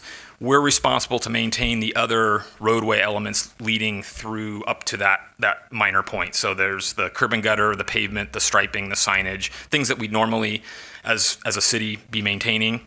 We're responsible to continue to keep the roadway in good repair. And we maintain the traffic signals and the signaling and the signage, or is that a split job with Metrolink? That would be city. For signing, striping, the traffic signal portion, the non-railroad signal portions, that would be the city. Thank you. Councilmember Talamantes. I'd like to direct staff to issue a notice of intent to create a railroad quiet zone at the Buena Vista Street, Van Owen Street grade crossing to allow trains to silence horns when approaching the crossing. Staff also recommends the City Council approve the final roadway, intersection, and rail grade crossing engineering design plans that depict the safety improvements installed in the crossing. Second. I think you have to split the second between the Vice Mayor and the Councilmember Murphy. I'll defer to my better. Vice Mayor Springer, you get the second on this. Sure. Okay, I second it. Before we vote, very quietly, I might add, thank you, Mr. Kriske, for seeing this through for so long.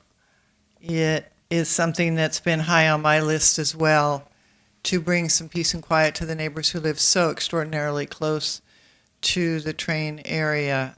So I look forward to an improved quality of life, doing what we do best. That's just trying to improve the situation here in Burbank. So thank you for all your hard work, David. It's been a long time. I'm going to miss it. Walking my dog, I hear it every night, 10 o'clock, 10:30. I hear it up on the hillside. So quietly, would you pull the council, please, Madam City Clerk? Councilmember Talamantes? Yes, definitely. Vice Mayor Springer? Yes. Councilmember Frutos recused. Councilmember Murphy? Yes. Mayor Gabaletti? Yes.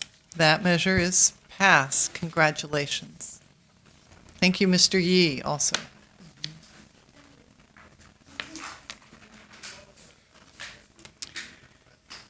We have one more report this evening. Councilmember, this is the California Housing Bill summary.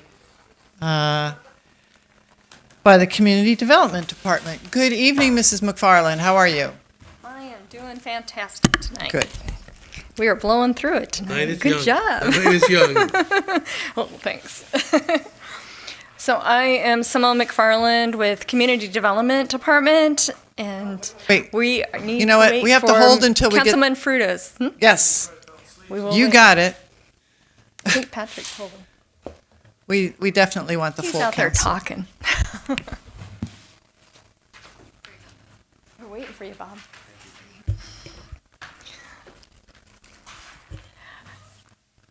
Okay, now we can start. You won't hear it at all. It's very silent. Thank you, guys. Okay, so we were asked to bring forward a housing bill summary to you tonight, and I wanted to go through some of the things, some of the bills that we're doing. And just kind of a little proviso before I start, I wanted to let you know that many of these bills that we're going to talk about tonight, they're still changing. Lots of things are happening within these bills constantly. And so staff is doing the best that we can in presenting these tonight and giving you updates, but there are very many nuances that we may not be able to answer directly, that we may have to go through and either do some more additional research for you. So feel free to ask any questions, but we may have to go back and look up some of this information. There is a whole notebook of bills that Mr. Ramirez and I have gone through. So we're working our way. So there are a total of more than 200 housing bills that have been introduced through the legislative period, which indicates that housing is a hot topic. Added to the discussion, it's the governor's goal to build 3.5 million homes within the next 7 years within California. So the bills that are in the houses right now in the Assembly, they run the gambit from rent control to bringing back a form of redevelopment to reducing, all of them reduce the city's authority to plan, regulate, and influence development. So that's the common factor and the common theme that's running through all of these. So staff has identified 8 bills based on the input from the California League of Voters to review and to take formal action on.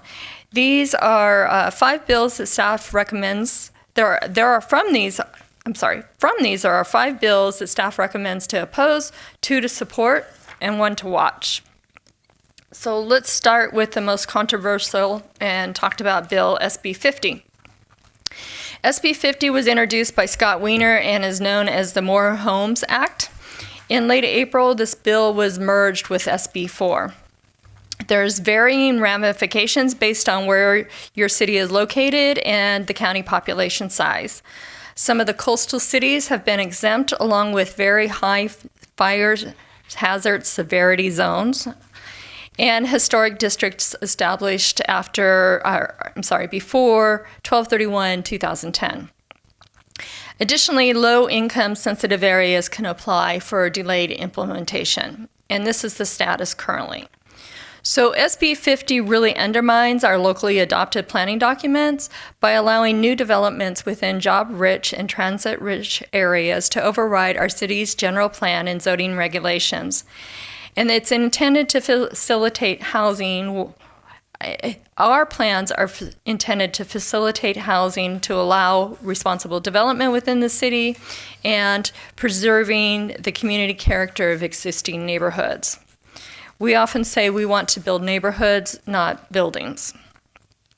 So essentially, SB 50 allows projects to be built without creating those neighborhoods, something counter to our philosophy. As I mentioned, there's differences in implementing the bill requirements based on county populations of less or more than 600,000 people. So tonight, I'm going to only talk about the I can't even say that word tonight. What will happen to Burbank as we move forward with this bill? So SB 50 essentially limits parking requirements to no more than a half a parking space per unit, no matter the size of the unit. So essentially you can have a family living with 3 cars and only a half a spot allocated parking. It additionally changes R1 zoning to R4, which entitles single-family lots could then accommodate up to 4 units without the city's approval. And this was the part that was in SB 4 when it merged. And SB 50 also removes CUPs, conditional use permits, and we currently require these on mixed-use projects. Under SB 50, it makes these types of transit-oriented housing projects ministerial. So in other words, a by right project. And because CEQA doesn't apply to ministerial projects, this would then be exempt from CEQA. And it also places the burdens to prove noncompliance for the development of the city and limits the numbers of days for noncompliance review. So SB 50 greatly shortens the review timeline, and if these are not met, then the project is automatically approved. Currently, ADUs have to be approved in 120 days, and this would also add to the burden of changing those numbers.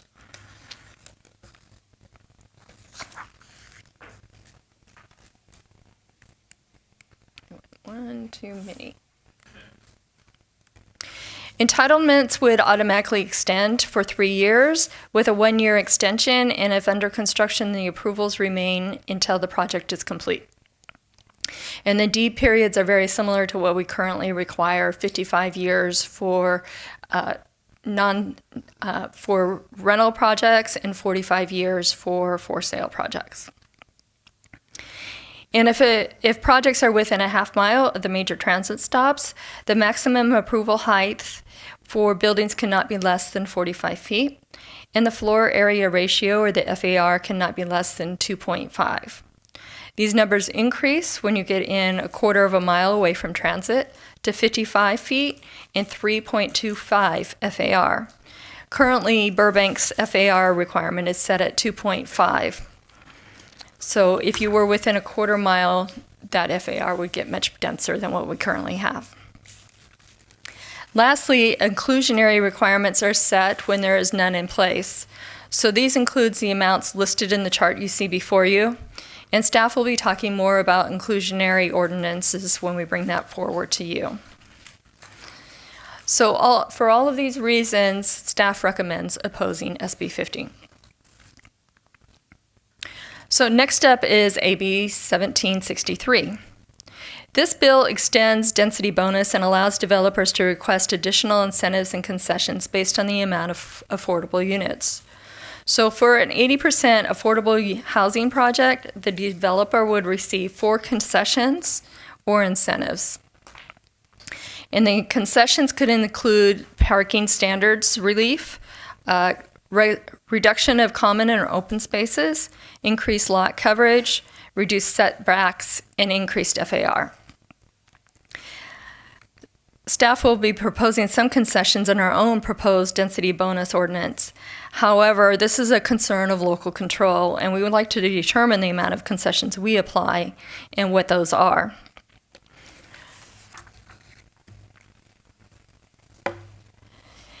SB 13, it further amends current ADU law.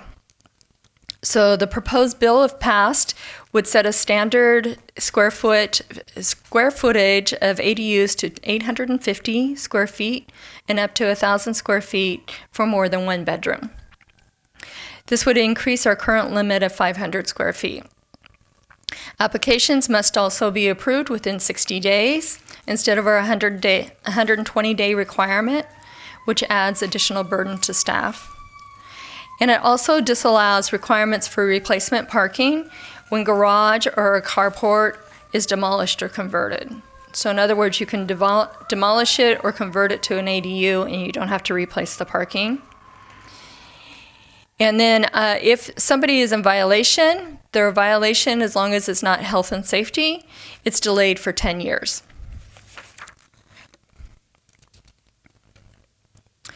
Also with SB 13, it sets limits to our fees of what we can require. And another large change for Burbank is that the addition of prohibiting owner occupancy.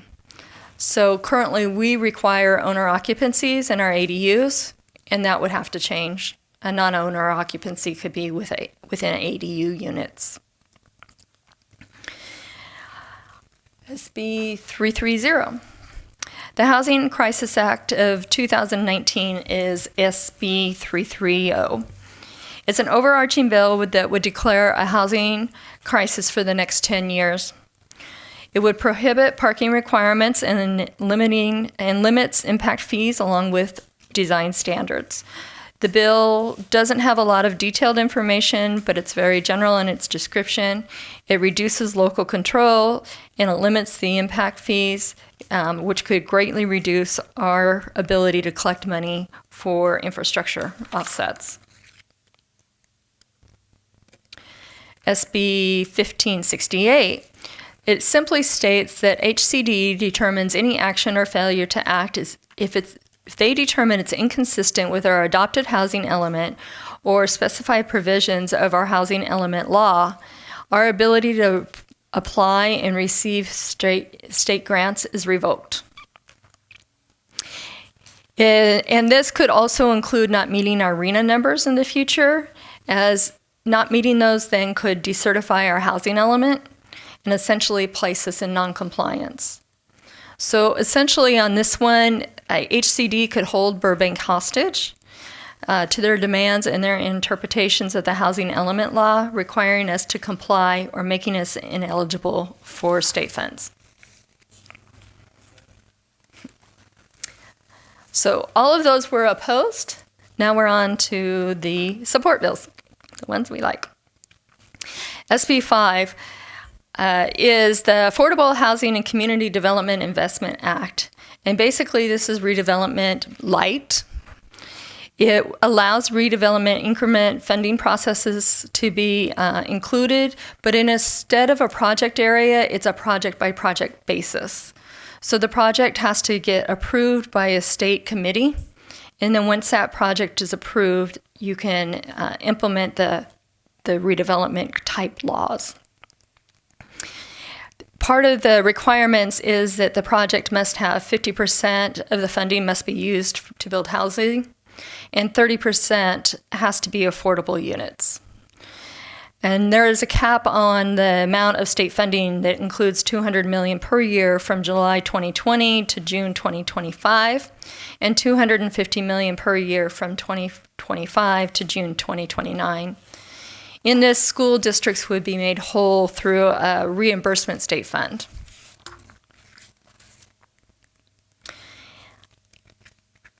And this one actually has the wrong dot on it. It should be support. So ACA 1 is a constitutional amendment that would require approval by state voters and would change the threshold for voter infrastructure bond approval from 2/3 to 55%.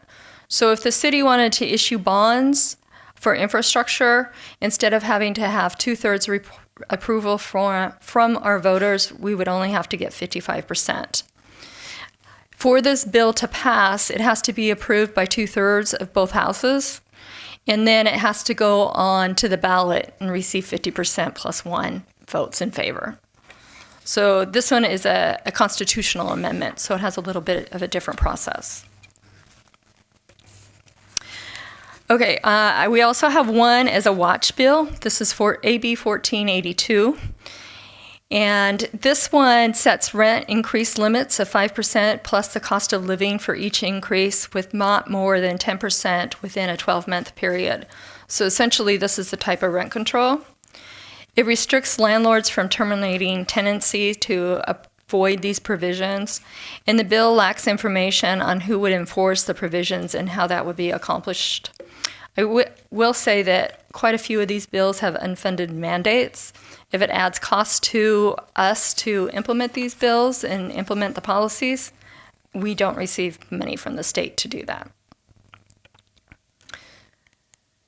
So as you can see, there's a lot going on.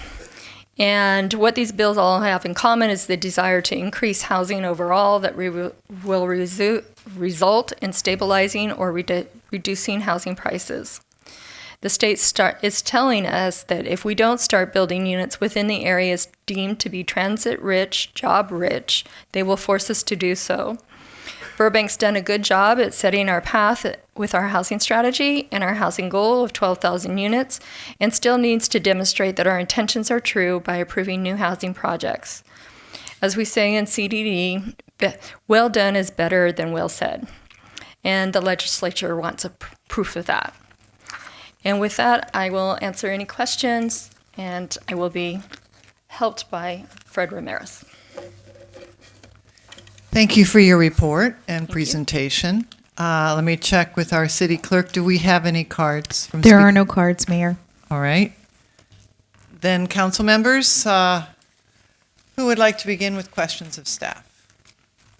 Does anyone have questions? Councilmember Murphy. Yeah, I only have one.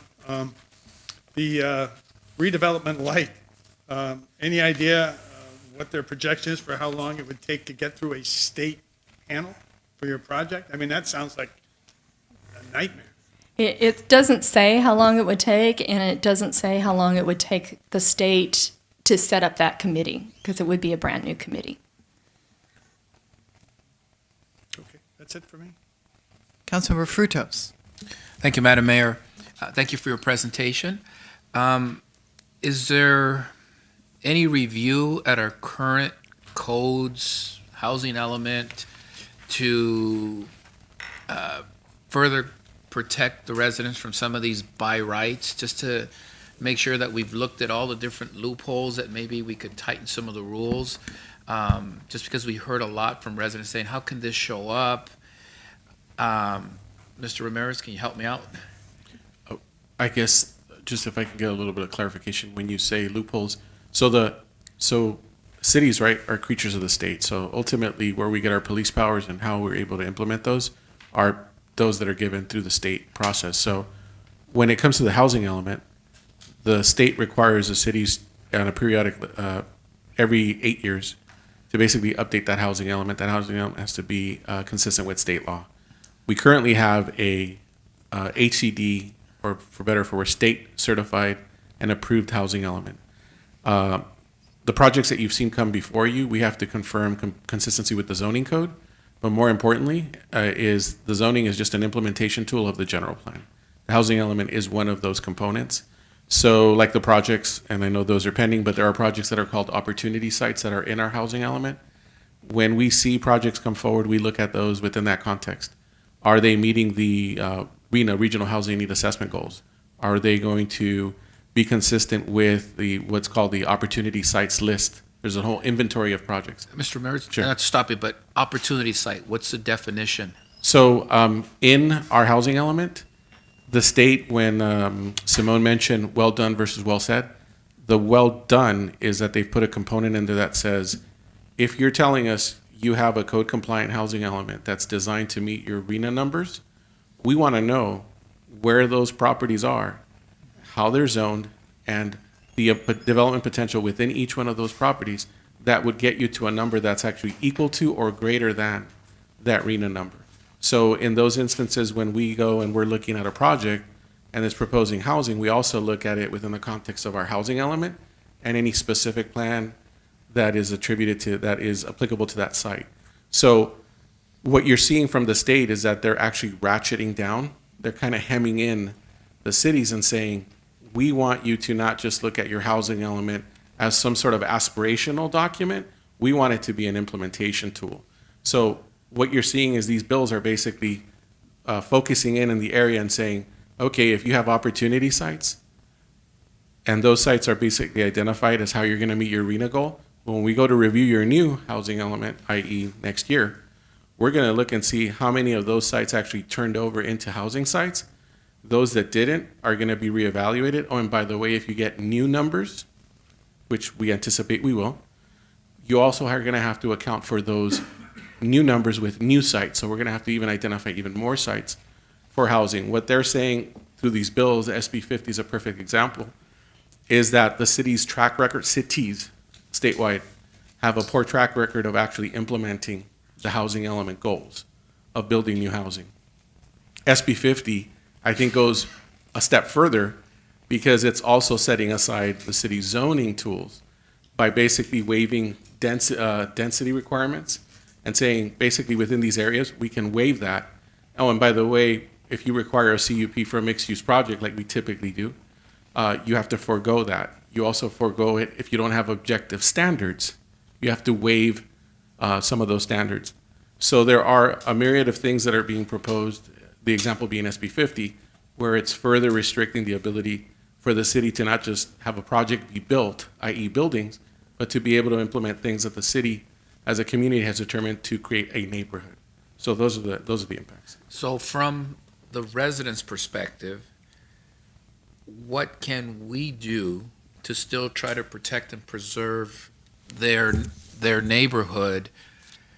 But because this is a hot topic, because the mandates we're getting from Sacramento, the reality is the residents in the neighborhoods say, no, City of Burbank, 5 council members, you're not protecting our neighborhood. You're allowing this project to move in.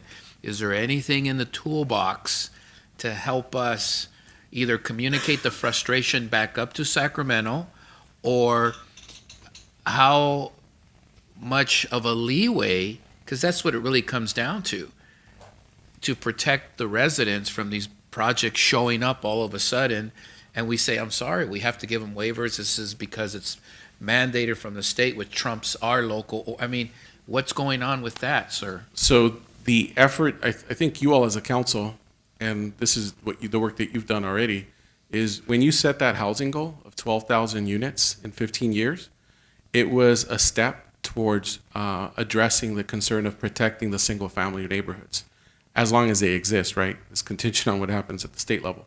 But that's an important thing, I think.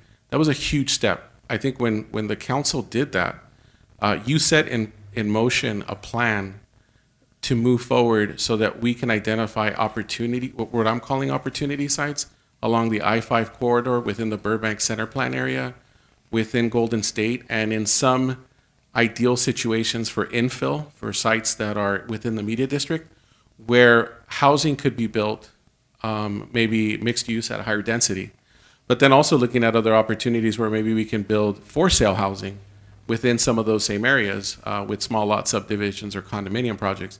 So by setting that kind of goal, the development community is well aware of where the focus needs to be. And they are more than willing to look at those sites if we can provide clarity on what the type of development is going to be allowed, what they can expect to be the cost to have their project entitled, and if it can be done in a manner that's streamlined, because when you're holding on to assets, time is money. So I think you all have put in place things that if we allow development to happen within these areas, you're going to create more interest from the developers to focus in those areas because the process is a lot smoother and easier to do. With that said, by allowing housing to happen in infill sites, and the R4 property, the one example you're giving, is an infill site in our housing element, and we had to define it as such. It's unfortunate. The state has basically noted that if you're meeting all these criteria, the city has to approve it. But in doing so, by allowing development to further concentrate near transit, which is what you guys are looking at doing, but do it in a way that's still sensitive to the needs of the community through objective standards, updating your specific plans.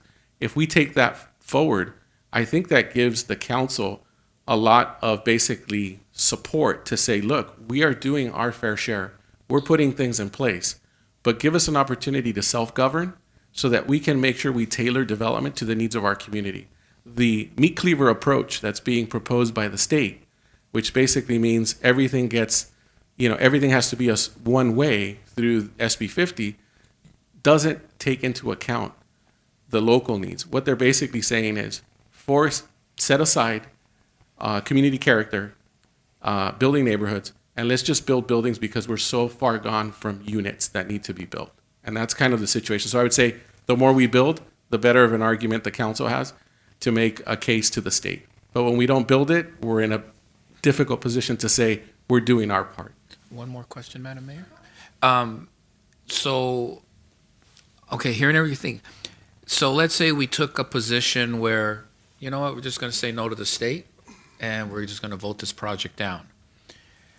Outside of Huntington Beach and their lawsuit that's moving forward, and reading the paper this past week, what would be the consequences to the decision of the 5 members of the council to vote a project down that is doing the affordable? We've seen it here. What are the consequences as a... This type of question is out of line, Madam Mayor. I'm sorry, I Yeah. apologize. Councilor Talamantes, I'm going to let him go ahead with his question. I think that if it's going over into the density bonus law, perhaps let's see what staff says in response. So without getting Sorry. without getting specific to a project, and by all means, tune me up, City Attorney, if I'm not saying the right thing. But there is a myriad of things that can happen if they decertify. If our housing element gets decertified as a result of the HCD review and says, you know what, a particular project was in compliance with your requirements and you did not implement that project. Let's just say that happens through a process. We're always given the opportunity to take corrective action and address the issue. Let's just say we decide no. We're gonna say forget the state. They decertify our housing element. That puts a lot of things in play. There's the potential for us to, in the case of when we're applying for certain grant funds, where they require you to have a certified housing element to be able to apply. There are other proposed implications to like SB1 money, certain monies for infrastructure that we would no longer be able to access.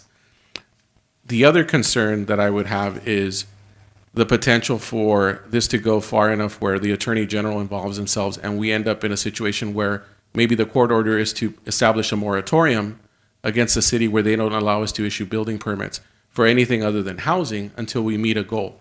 Now, the big problem, I would say, I'm just throwing this out as a scenario, is what were to happen if we have a high-profile project that is about to pull their permit and they basically have had their entitlement forever, and then we get moratorium and we no longer can issue commercial building permits.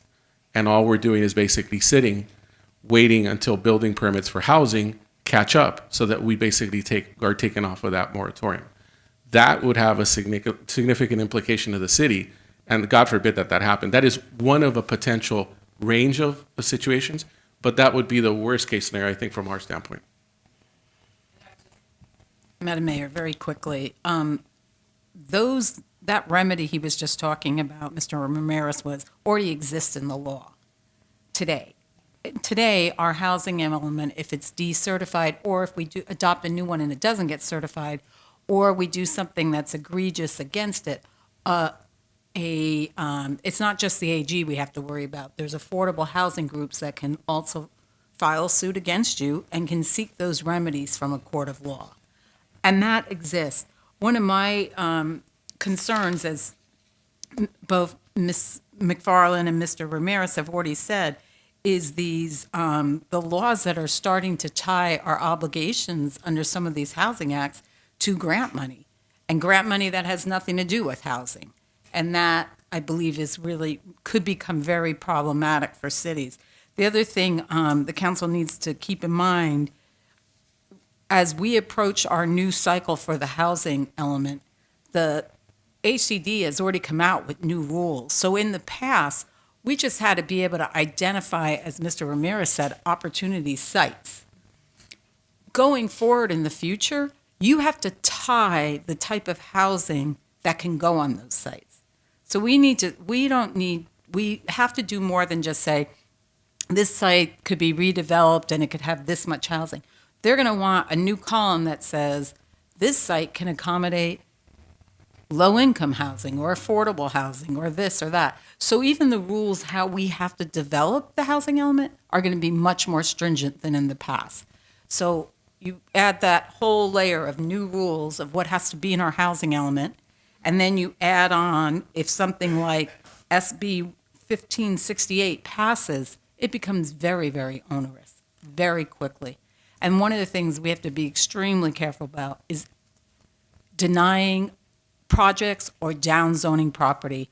and or even allowing a project that's under the zoning amount. It calls into question because things are going to be so much more specific in our housing elements moving forward.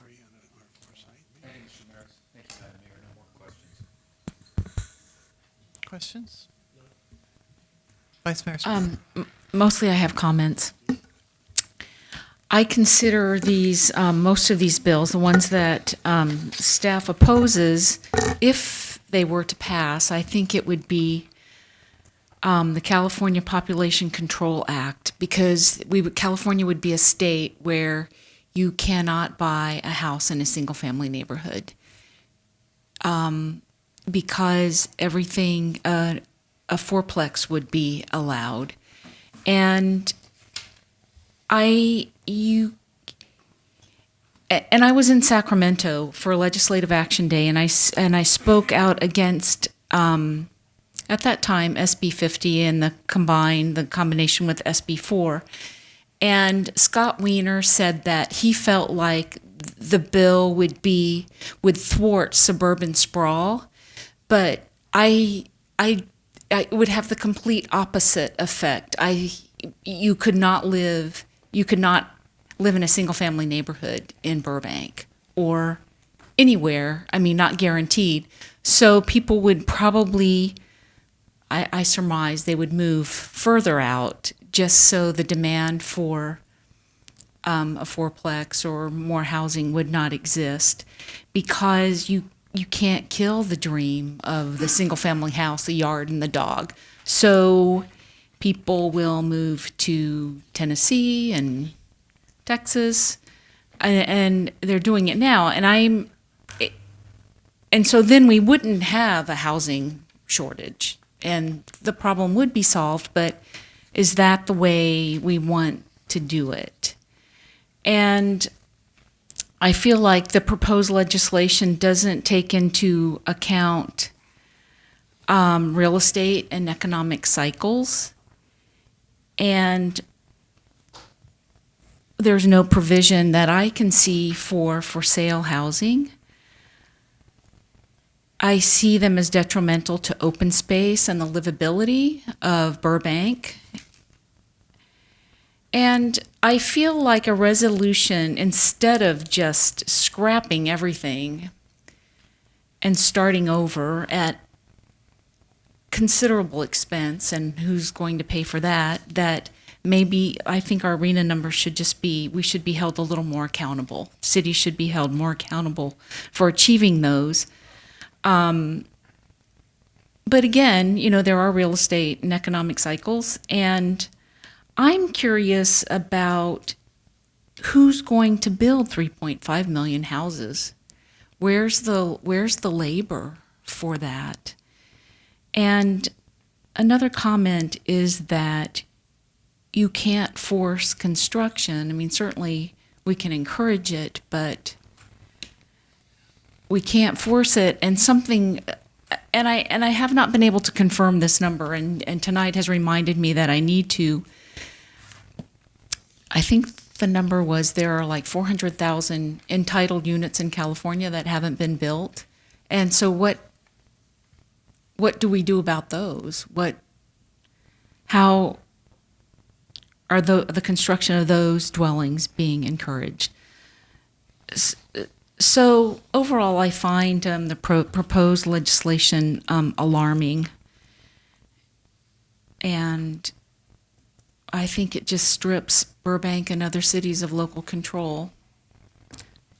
Thank you. Councilmember Murphy. Yeah, I think we ought to move forward and take staff's recommendation and have them write position letters for each of the bills as indicated, and then we circulate those letters to the residents. We call some town hall meetings and invite Portantino and invite Laura Friedman to come and hear what our residents think, and Hertzberg. And I think we need to get behind this, like our senior leader has said, local control. I have to say that Hertzberg opposed these when I was in Sacramento. Good. Well, we'll still invite them, and we'll treat them real nice.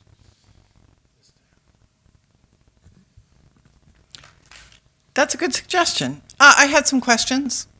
So does SB 50 require that affordable housing be built under its current version? There are, if I recall from the statute, I believe there's a embedded requirement that there be a certain number of affordable units included within the projects. So every project has to have affordable housing? There is a range, I believe, if I recall. I believe it's if it's within 0 to 10 units, there's no requirement for affordability. Then it jumps, I think, from 11 to 20, where they can pay a fee in lieu. And then from there, there's a percentage when you go above that. So there's a tiered system on where there's an inclusionary requirement for affordability and when you don't have to do one. Our inclusionary regs currently require affordability if there's 5 or more units. This one would actually clear that and say if you're doing 10 or less, you don't have to have inclusionary units in the project. You're saying that our current ordinance is more restrictive than SB 50 in terms of It providing starts, inclusionary? the number starts earlier in the number. If you look on the slides, there is a slide, the one right before AB 1763.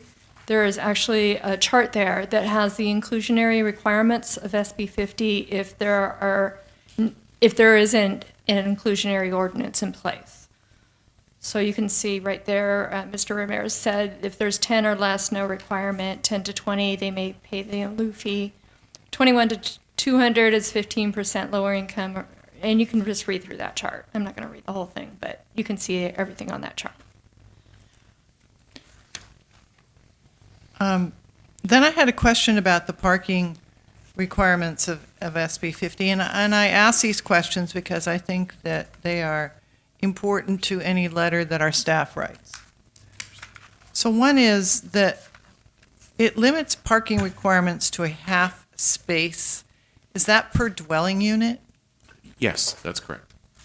And is this a mandatory thing or is this permissive? And by that I mean if the developer elects to do half a space per unit, they get to do it? Yes, we can only require 0.5, but if they wanted to provide more parking than that, they could. They could provide more parking. Correct. Do you have any idea how this plays in with reducing vehicle miles traveled and problems with air quality? I'd be speculating to get into the mind of the legislator, but if I was being plain devil's advocate, right, if we're contrary to that, we love that. So part of the argument is that if you're near transit and therefore you want to encourage it, the policy that they're proposing is to reduce the parking burden on the project, which would in essence mean less parking that has to be built, enhancing the affordability, and by reducing the number of parking spaces, they would theoretically reduce that burden of actually building. But the vehicle miles traveled, if you're within a quarter of a mile, half a mile, is that you're basically more enticed to use alternate modes of transportation, public transit, versus a one occupant car. So that's the argument. And the reason I bring that up is, as you're well aware in other projects, like if you have a senior housing project, some of those have requirements where it's like a quarter of a parking space per unit, because those have shown that not every senior drives. So the argument that's been made, I'm not saying it's the one I believe, but is that these type of units, because of the amenities, the rich amenities that are in the immediate area for public transit, would no longer need that amount of parking. By comparison, if you do a density bonus project currently, we have to apply the state standard, which is basically one parking space for a 0 to 1 bedroom unit or one parking space per bedroom, versus our standards, which are between 1.75 and 1.35, depending on the size of the unit by bedroom. So our standard, our parking requirement is much higher. Density bonus has lowered it, and then SB 50 would take it one step further and half the state requirement for density bonus for each unit. So they're basically reducing the number of stalls that we could require of an applicant for the project, the argument being that it's going to improve affordability and in essence change behavior through policy, by basically, at that point, if you don't have a parking space, you have to find another way to get to and from your house.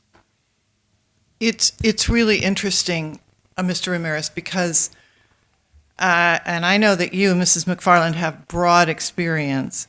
I raised this question originally because I don't know if you know, I certainly don't know, if lenders would even loan on a project that have a half space per dwelling unit. So while there may be a desire to quote unquote reduce parking near transit, there's no practical effect because lenders are going to be very cautious with their money, and they're going to want to make sure that the projects are properly parked. I wonder if either of you have any experience with lenders' perspective on this particular one of the many bad faults of this pending law.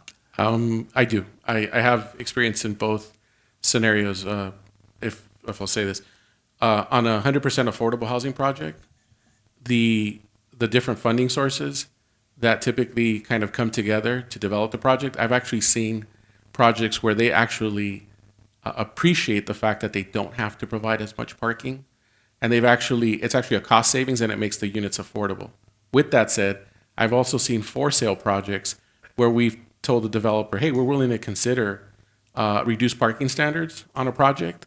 And they've actually said, well, I know you do, but our lenders are used to a certain formula and they require a minimum of one parking space per bedroom. So I've seen both scenarios play out. And it really depends on the type of investor. If it's a large, like a real estate investment trust, sometimes they have so much capital that they can self-fund a project and they're willing to consider a different formula for parking. But when you have kind of your typical lender, the example that I mentioned, we had a situation where they were like, well, for us to fund it, this is our minimum criteria, which is above your minimum. And we're like, okay, well, it's really up to you. So in those scenarios, what we've done is unbundle the parking. So if in the future dynamics change, at least that parking can be used for other purposes. So I've seen it every which way, depending on who the funding source is and what the requirements are going to be from that particular funding source. I don't know if you want to add. Going back to SB 50 for a moment, the slide said that maximum height cannot be less than 45 feet, maximum height cannot be less than 55 feet. Again, are these permissive or mandatory? Those are the requirements that we would set. They can be lower if the developer decides to build lower or wants a lower residence. It's not up to, we cannot mandate that they go below that number. I'm sorry, Harry. I can add, Mayor, just to give you an example. So let's say in our code, we have a maximum height where it would be by right if it was 35 feet or less. If a project under SB 50 was proposed in that same area, we could no longer limit them to the 35 feet. If they were within a half a mile, they could go up to 45 feet. As a matter of fact, there's language in there that said they can go one story taller than what we allow. So what it's basically doing is, instead of where we typically would have a discretionary threshold for a myriad of reasons, i.e. like chattel, just scale, that we would want to impose something that we could look at it and tailor the design for that area, we would be trumped by SB 50 because we'd have to allow them to go up to those numbers. The other critical thing to be aware of is that FAR. Our FAR at the highest density areas, i.e. like downtown Metrolink station areas, is 2.5. The ones that they're showing go well beyond that. And in some instances, if it's an SB 50 or one of the other bills, they can go up to almost 4. I believe it's almost a 4 point something FAR, or whichever is greater. So the FAR numbers can bump up. And of course, once you remove the density requirement, it's basically whatever you can build within that building envelope, which could be way above our 87 units to the acre maximum that we currently have on the books. And that is a very important point you just made, because there are no density controls in SB 50 that I can tell, other than allowing single families to go to fourplexes. So that's a significant problem for us as well. This is half joking, but since we have an adopted housing element and it was certified by the state of California and we are in compliance with the requirements of HCD through our last adopted housing element, doesn't SB 50 blow that all up? I would say if we were building out the units within our planning period, maybe there's a strong argument to that. But when we've built, basically 400 units and we have projected development in our general plan on the low end, that's at 5,000 units. And on the high end, when you look at measure one and what our potential maximum yield of above 15,000 units, we're nowhere near blowing, so to speak, our development capacity. So in theory, if something like this was approved, projects could still go through the process and still be below our currently projected thresholds under the city's general plan, which is in effect until 2035. But the difference, Mr. Ramirez, is our general plan carefully cites the appropriate locations to have higher concentrations of density in housing. So when SB 50 makes it a citywide proposition, as I read it, saying that in jobs-rich neighborhoods, which is virtually all of Burbank, and transit-oriented, while we calibrated where that growth should go, it seems like SB 50 does not look at that at all. You are right, ma'am. They basically put blinders on and say, at this point, a lot of cities like us are in a situation where we have not hit those top thresholds. So what they're saying is, and I said it before, it's a meat cleaver approach to it. It's basically they're going to hack away and make more restrictions to the point where now you start producing units and then deal with that. I'm not telling you it's well thought out. I'm just saying at this point, they just want unit yield and they're going to do everything to up the unit yield. We had a similar discussion when we talked about density bonus. With ADUs. Because the question from the community was, well, wait, you're allowing ADUs to be built, but there's specific language in the statute that says you can't consider the ADU as an R2. So we have to look at it and say it's an R1 property still with a permitted accessory dwelling unit. But we all know that that's 2 units on an R1 lot. So I think as this thing kind of moves through the process, that's probably the clarifying language is that they're going to say, because they can, that this is not in conflict with state housing goals, and i.e. therefore with local regulatory documents like our city general plan and housing element. The Vice Mayor raised a very good point about forced construction. And I want to give you 2 recent examples. And I'd like your best thinking on how the state would look at this. And all of council's best thinking on how this, especially you, Councilmember Telemontes, because we've talked to Anthony Portantino. We've taken our objections to the people who represent us. We had we entitled Tulare. I think it was entitled in 2013, maybe 2014, and it took a year longer to construct. And it's my understanding that one reason it took so long is that it was hard to get the labor and maybe the materials necessary to complete the project. So. And then the other example I give is a slowdown on the IKEA project, where there have been planned 720 dwelling units or something like that north of the mall. And apparently that's slowing down because of labor and construction costs. So if those things are percolating through the economy, then how is a city to force the construction of housing? It's almost a rhetorical question, but I think it's important for us, giving any perspective to our elected officials at the state level, that if developers get to name and identify where they want to build to the density they want, and then they pull back because they can't find the labor, the steel's too expensive because of tariffs that have been imposed at the national level, and other complications, how is the city accountable for that? This is totally a private sector thing. I know you're looking at me fondly. The only reason, Mayor, is I think it seemed more like a statement. I don't know if it is. Okay. It is. I wanted to ask you a question about SB 5. SB 5 is a project that our staff is recommending we support. And in your presentation, Mrs. McFarland, you talked about a project would have to be submitted to a state approval committee. And is it a project by project basis, or could we identify an area like within the Golden State planning area that could take advantage of this? We cannot identify an area. It is a project by project basis, and the project needs to meet a couple guidelines.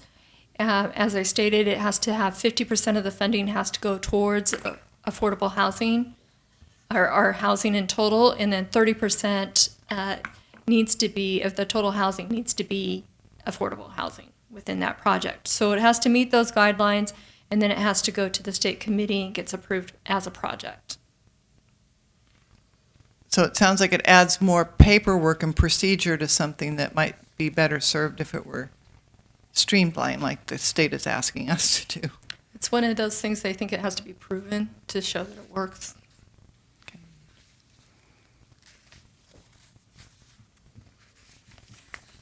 The last couple of questions I had, I think your recommendations are good.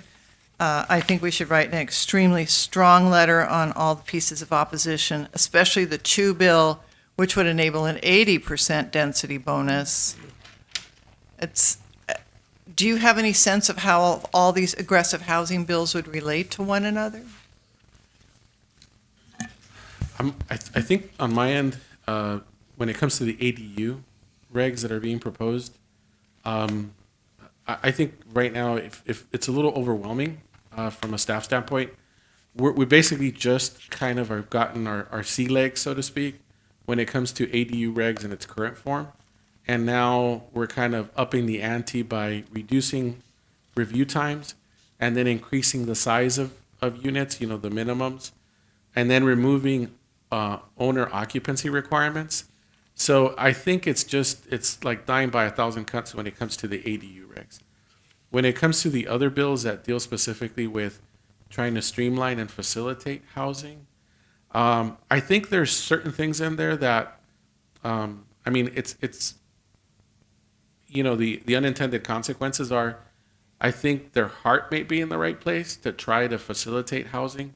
My concern is that it kind of seems like it's housing at all costs versus allowing cities and maybe even facilitating funds that would allow for us to build a range of housing so that we can get a better mix of units and do it in a way where if we get an opportunity to upgrade our specific plans, have objective standards that the communities agree to and determine to say, hey, if you build a project within these objective standards, it's by right. We agree. We will allow you to build. And then from that point forward, maybe there's certain tiers where if you build in this range, you have to get at least approval, like let's say from the planning board. So I think if that were to be facilitated within a certain time frame, I think it would be easier to deal with the issue. But the current approach is such kind of a forceful approach from the state that it makes it problematic. One, it's an unfunded mandate, it goes into effect, and then we have to scramble with you all on setting up kind of how we're going to review these projects. And then, of course, we're still dealing with Permit Streamlining Act requirements as far as how quickly we have to approve them. I was jokingly, maybe facetiously, talking to one of my colleagues going, at some point, I think my expertise is going to be just having a strong right arm to stamp plans as they come through, and less using my skill set of trying to build buildings and not build neighborhoods and not buildings. And so that's the one part I think that that's a difficult pill to swallow. And I see where the community and you all are in a difficult spot to try to meet the obligations on one hand, but still have the state breathing down your back asking for you to do more. And that's the nature of the beast. That's where we're at. And like I said, we recommend that you make your feelings known to the decision makers up at the state level, and really kind of focusing on the efforts that you've all made in the last, I want to say last 2 years I've been here, to really put things in play, a plan to build out the housing and meet your fair share obligation. So I think, like I said, it's a tough road ahead, but, we're here to support, your efforts on how you decide to move these bills, decision letters or opposition letters on these bills. But, we're always constantly trying to find, and we're always in communication also with our colleagues. And, we go to these trainings both with SCAG or webinars that are provided by HCD. And once SCAG comes out with the new RENA numbers, that's going to be an interesting discussion we're all going to have as a region, because how is it going to be allocated? Is it going to be allocated based on job rich and housing poor? We're going to get hammered. So those are the kind of things we're all working on and being vigilant. So I don't envy you in this particular issue. It's a tough road ahead for housing. I don't envy us either. I wanted to make a couple of other comments that I'd like just to share with colleagues.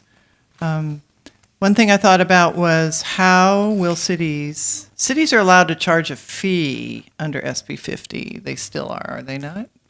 But it has to be reasonable. It can't make the development impossible. So one question I raised, and this was with the Senator Portantino, how will cities come up with an applicable fee for developers who build to SB 50 mandates so that the new development pays its fair share of the cumulative impact on public services? So when we did our general plan, we had an assessment of the cumulative impact of everything. And so we had a better idea on services, schools, seats, police, fire. But under SB 50, there's nothing. And the other comment was about environmental impacts.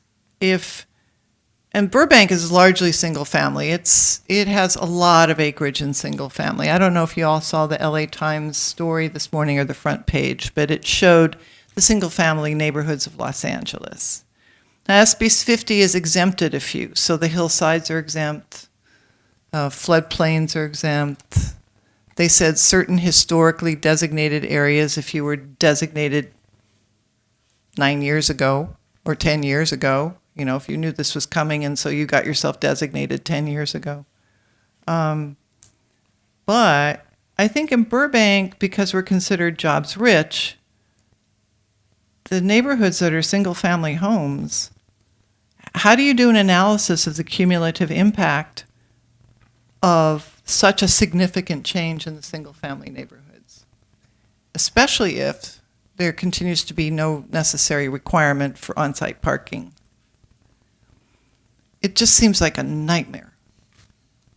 An inappropriate, one-size-fits-all meat cleaver, as you say, Mr. Ramirez, to the careful, deliberative review that our staff has done, even in the face of some of the more controversial projects. I would hope that we could pose some of these questions in our letters to leaders, because to me, this is just really a developer bill, a developer and transit agency bill, and really doesn't, and also there's a large component of social justice to it, if you read the story today, which frankly, I don't think any of our residents would necessarily understand. And no matter where you live in our city, whether you live in a focused neighborhood, in a single family neighborhood or not, this seems like a vast and irresponsible overreach of Sacramento dictating in great detail how our building department will behave in the future. As Mr. Ramirez said, he just needs to get his arm out and start stamping plans. We owe it to our community to push back. And I'd just like to say one other thing. Councilmember Murphy, you were inviting our elected representatives to be part of a town hall or a meeting. I think that's a good idea. I'd like to see that there be some invitation extended.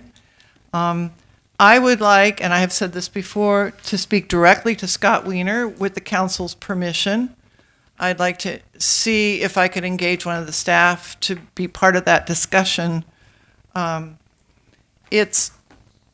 He's just got to hear that this is not the way to get the job done. We get the message, but this is not the way to do it. And so Without objection, those are all my comments. Thank you. Madam Mayor? Yes, Councilmember Yes, Talamontes. thanks. Mr. Ramirez, is a bus stop considered major transit? It's defined in SB 50. If it's a transit stop, bus stop, and it meets the headwinds, in other words, the number of times that the bus stops at that location, I think it's 15-minute intervals, then it or 10-minute intervals, and then it qualifies as being a major transit hub. So yes. And so, Kind of like accessory dwelling units. You know, they're within, that one actually is a little more liberal. It's basically if you're within a bus stop, within a certain distance, then you basically don't have to provide the on-site parking for the ADU. so do we know how many bus stops in Burbank are the 10 minutes? We'd have to go back. I mean, we could work with our colleagues in transportation planning and determine which ones would qualify based on the definition as it's currently in place in SB 50. Thank you. Vice Mayor Springer.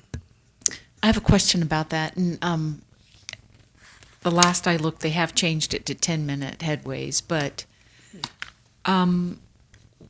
what does that do to our transportation planning? Because at the Transportation Commission meetings, they're talking about some, our bus lines haven't changed in 25 years, so they're thinking about routes possibly on Magnolia with some connection to the Red Line in downtown Burbank and then along Olive. And so if we do that, then we open up, if we had 10-minute headway, which is really great, and which would be a really good thing, and I think it would really help to get people out of their cars. But I just see that as a deterrent to a city's transportation plans, and because we would lose even further control over what can be built. And I mean, we could always make 11-minute headways, but that's, I don't know. It in essence is a race to the bottom. I mean, I think if you start trying to get around the requirement and start basically addressing your local needs for transportation and its alignment with housing, you're kind of cutting off your nose to spite your face. Because I think the reality of it is that it's needed community-wide. We need to have public transit there. So what the state is basically telling you is, we know that you already have a need for appropriate transit here, and we're just saying we want to put the housing, like we've always said, near the transit. So I think it's a different approach. I think if it was me, I mean, this is just my suggestion to you all, shouldn't we be focusing on building the housing where you've already looked at, which preserves single family? And maybe that's the best argument to be made. Because I think you want to, over the long term, you're going to want to introduce opportunities for transit that's more robust, i.e. maybe rail, in areas where you're looking at employment centers and housing to be built. So that's not a bad thing. I think the approach is to kind of still do what's best for the community and still argue to the state that, hey, it's better to work with the cities and come up with a solution that we can live with, and then we can facilitate housing locally as opposed to constant ongoing mandates. So I think I wouldn't recommend taking an approach to try to fudge headways, because the reality of it is they'll come back and say, okay, well, if it's anything below this, then you have to allow it anyway. So it's just a race to the bottom there, I think. I just think about, the neighborhoods that we would like to preserve, and then I just think that we would lose control over that preservation. Because we do have, I think we kind of know where we want, since we have 3 Metrolink stations, and where is most appropriate for our housing. Councilmember Murphy. Yeah, I think we ought to attack this in every way that we can think of. And I've just been sitting here thinking, how many buildings are we building now that are LED, gold, silver? That's really exciting stuff. California has really gone out there, and we're kind of leading the nation in terms of environmental things. People were up here recently when we were putting together our utility plan, and they were telling us they want us to go all green now, no more greenhouse gases. And sure, we'd like to, but it's not realistic. But we are trying to, improve the environment. How would that impact? I mean, it sounds like these things are just going to be slapped up.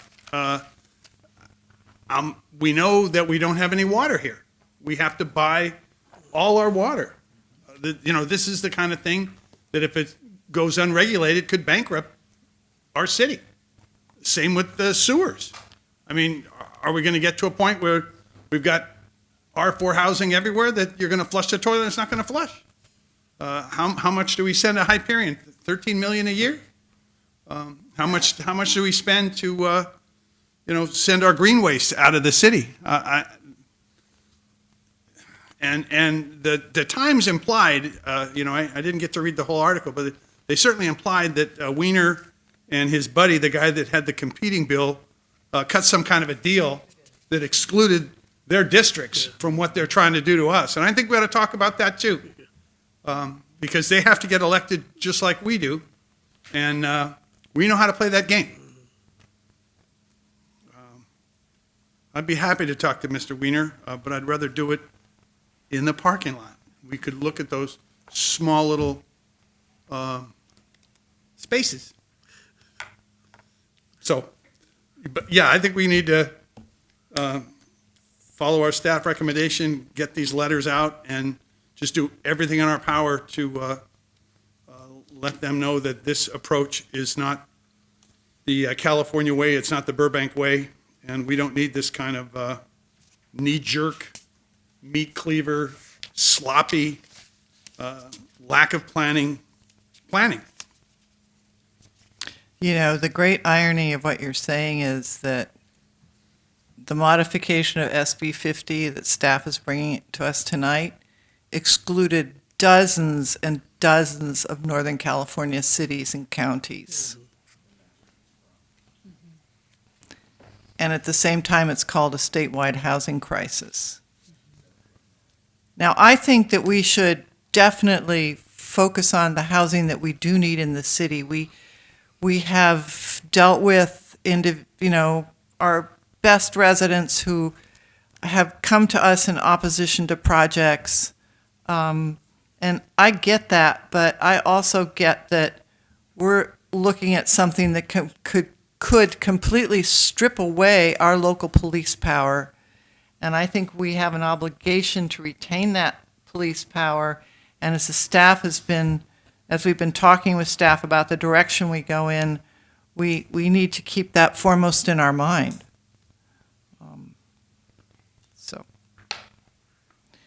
But Mr. Murphy, you're right. They cut a deal. I didn't know it was in their districts that they excluded SB 50 from their own districts. I do know that there were dozens of cities and dozens of counties, primarily in Northern California, that are now mostly excluded out of SB 50. Could you say that again? The part about me being right? My wife says I'm never right. Okay, shall we all chime in? All right, so we all agree you're right. He is right, yes, he is right. Any final comments? Yes, Councilmember Thank you, Talamontes. Madam Mayor. Mr. Ramirez, when they say the quarter mile, half a mile, is that as the crow flies, or? It's like a basically a radius around the Metrolink station property. So it's not like a true circle. It's kind of like when we do the noticing. Right. So within that quarter mile distance, Quarter mile anything that gets captured in there would fall under that category and get those modified development standards. When Councilmember Talamontes and I, we had a conversation with Anthony Portantino, he has a couple of bills I'd like staff to take a look at. One was SB 521, and one I think was SB 695. One of them would give RENA credit to homes that had taken in emancipated youth. That is, young people who have aged out of the foster care system and are living on their own. But if there were groups, organizations, or individuals who are willing to make them part of, their household, then that cities should get credit for having that kind of arrangement. I believe that's what he said. I'm not. I don't know if I'm remembering that clearly. And there was a second one that doesn't affect us. It's SB 532. It has to do with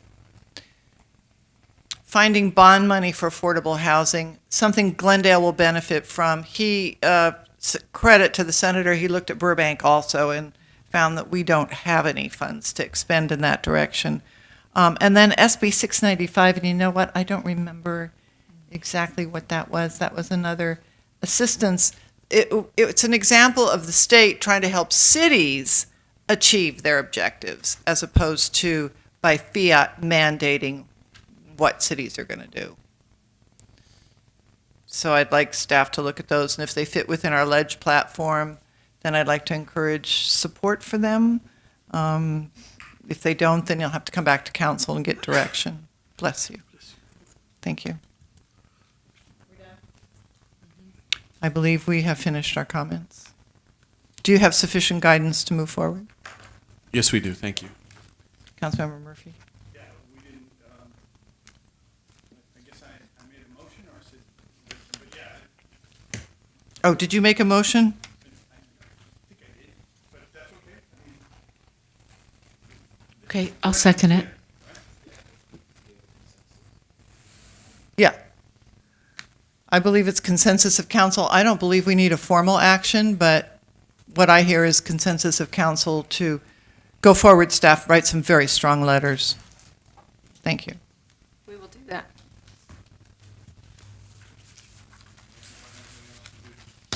Yeah. This is the time for brief city council comments, including reporting on council committee assignments. Who would like to begin? Councilmember Talamontes. Thank you, Madam Mayor.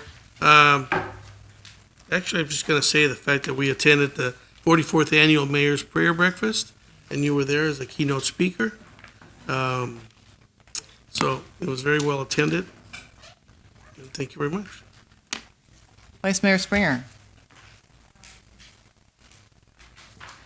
I attended the Mayor's Prayer Breakfast, and I have to say that Andrew Bales was very impactful, the executive director of the LA Mission.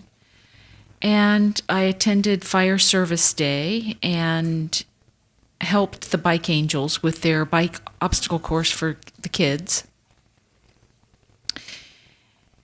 And yesterday, I went to the Buena Vista Library for an update on the Buena Vista on the Complete Street process that's underway in Burbank. And I want to remind everybody that they'll be at the Arts Festival this weekend, and your input is very important. And last night, I was at the PFLAG meeting for everybody who would or need support for an LGBTQ family member friend. It's the second Monday of every month at American Lutheran Church. And that's it. Thank you. Councilmember Murphy? Councilmember Frutos. All right, looking at 9 o'clock, stand by to stand by. Okay, going back to Wednesday, May the 8th, I met with Dr. Pauline regarding the Front Street project, and he was very interested as a community member that wanted me to echo to the council. Leads building, make sure these projects that are moving forward are, forward thinking for the environment, greenness, LEDs, recycled water, natural landscaping. I wanted to thank Councilmember Talamontes. He attended the Board of Library Trustees meeting. I know the chair approached me and thought it was really exciting having you present, so they wanted me to extend the invitation, just the Brown Act, one at a time, but definitely the Board of Library Trustees would encourage another council member to attend their meeting, but thank you so much for being there. They were really excited. I also met with a community member regarding preserving neighborhoods. They were very concerned with development that's moving forward. And I met with another community member, Mr. Cotto, who just moved into our city and just wanted to meet a council member and learn about our city. I also attended Fire Safety Day, and that's it. Thank you very much.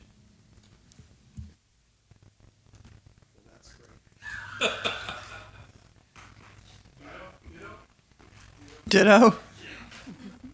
I met with a couple of neighborhood groups about SB 50, and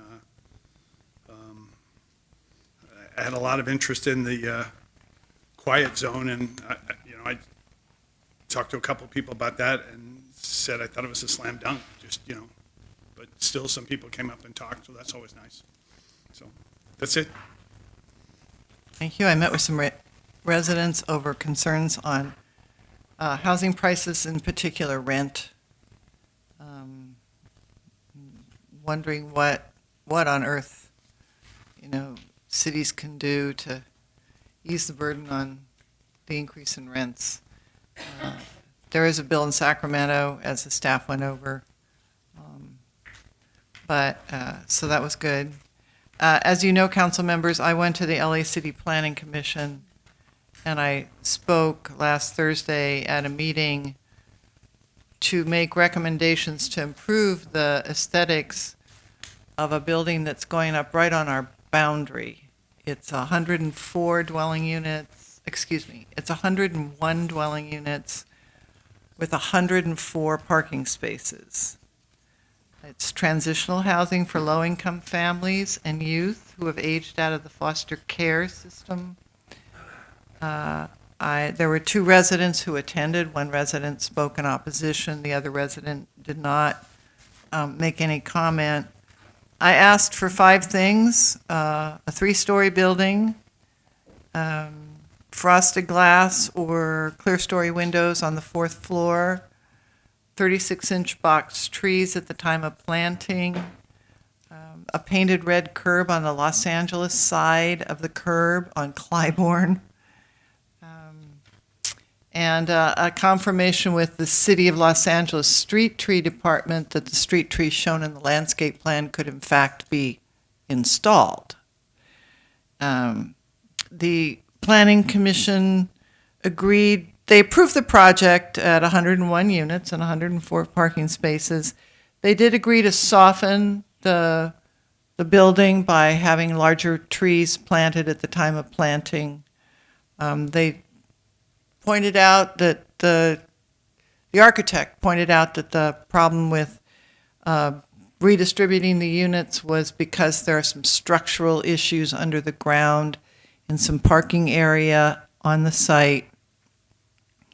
That clear stories aren't permitted by the California Building Code because bedrooms must have operable windows that people can get out of in the event of emergency escape. I wanted to thank the residents who were there also, our Burbank residents, for going. And I think all things considered, we at least had a positive influence on the commission to make some changes to improve the aesthetics of the project itself. We have nothing to say about whether it's built or not. It was approved. But I thought it was worth it to go on behalf of our residents and make constructive recommendations on how a project can be improved. So I wanted you all to hear that. And other than that, Mayor's Prayer Breakfast and a ribbon cutting for Simple Salon, and conversations with neighbors about rent. I think it would be instructive if you told the public, assuming they're still listening, how long you were allowed to speak at the planning thing. Because a lot of times people kind of whack us for our oral communications, which are apparently incredibly liberal compared to these folks. Thank you, Council Member. The City Planning Commission gave me 1 minute.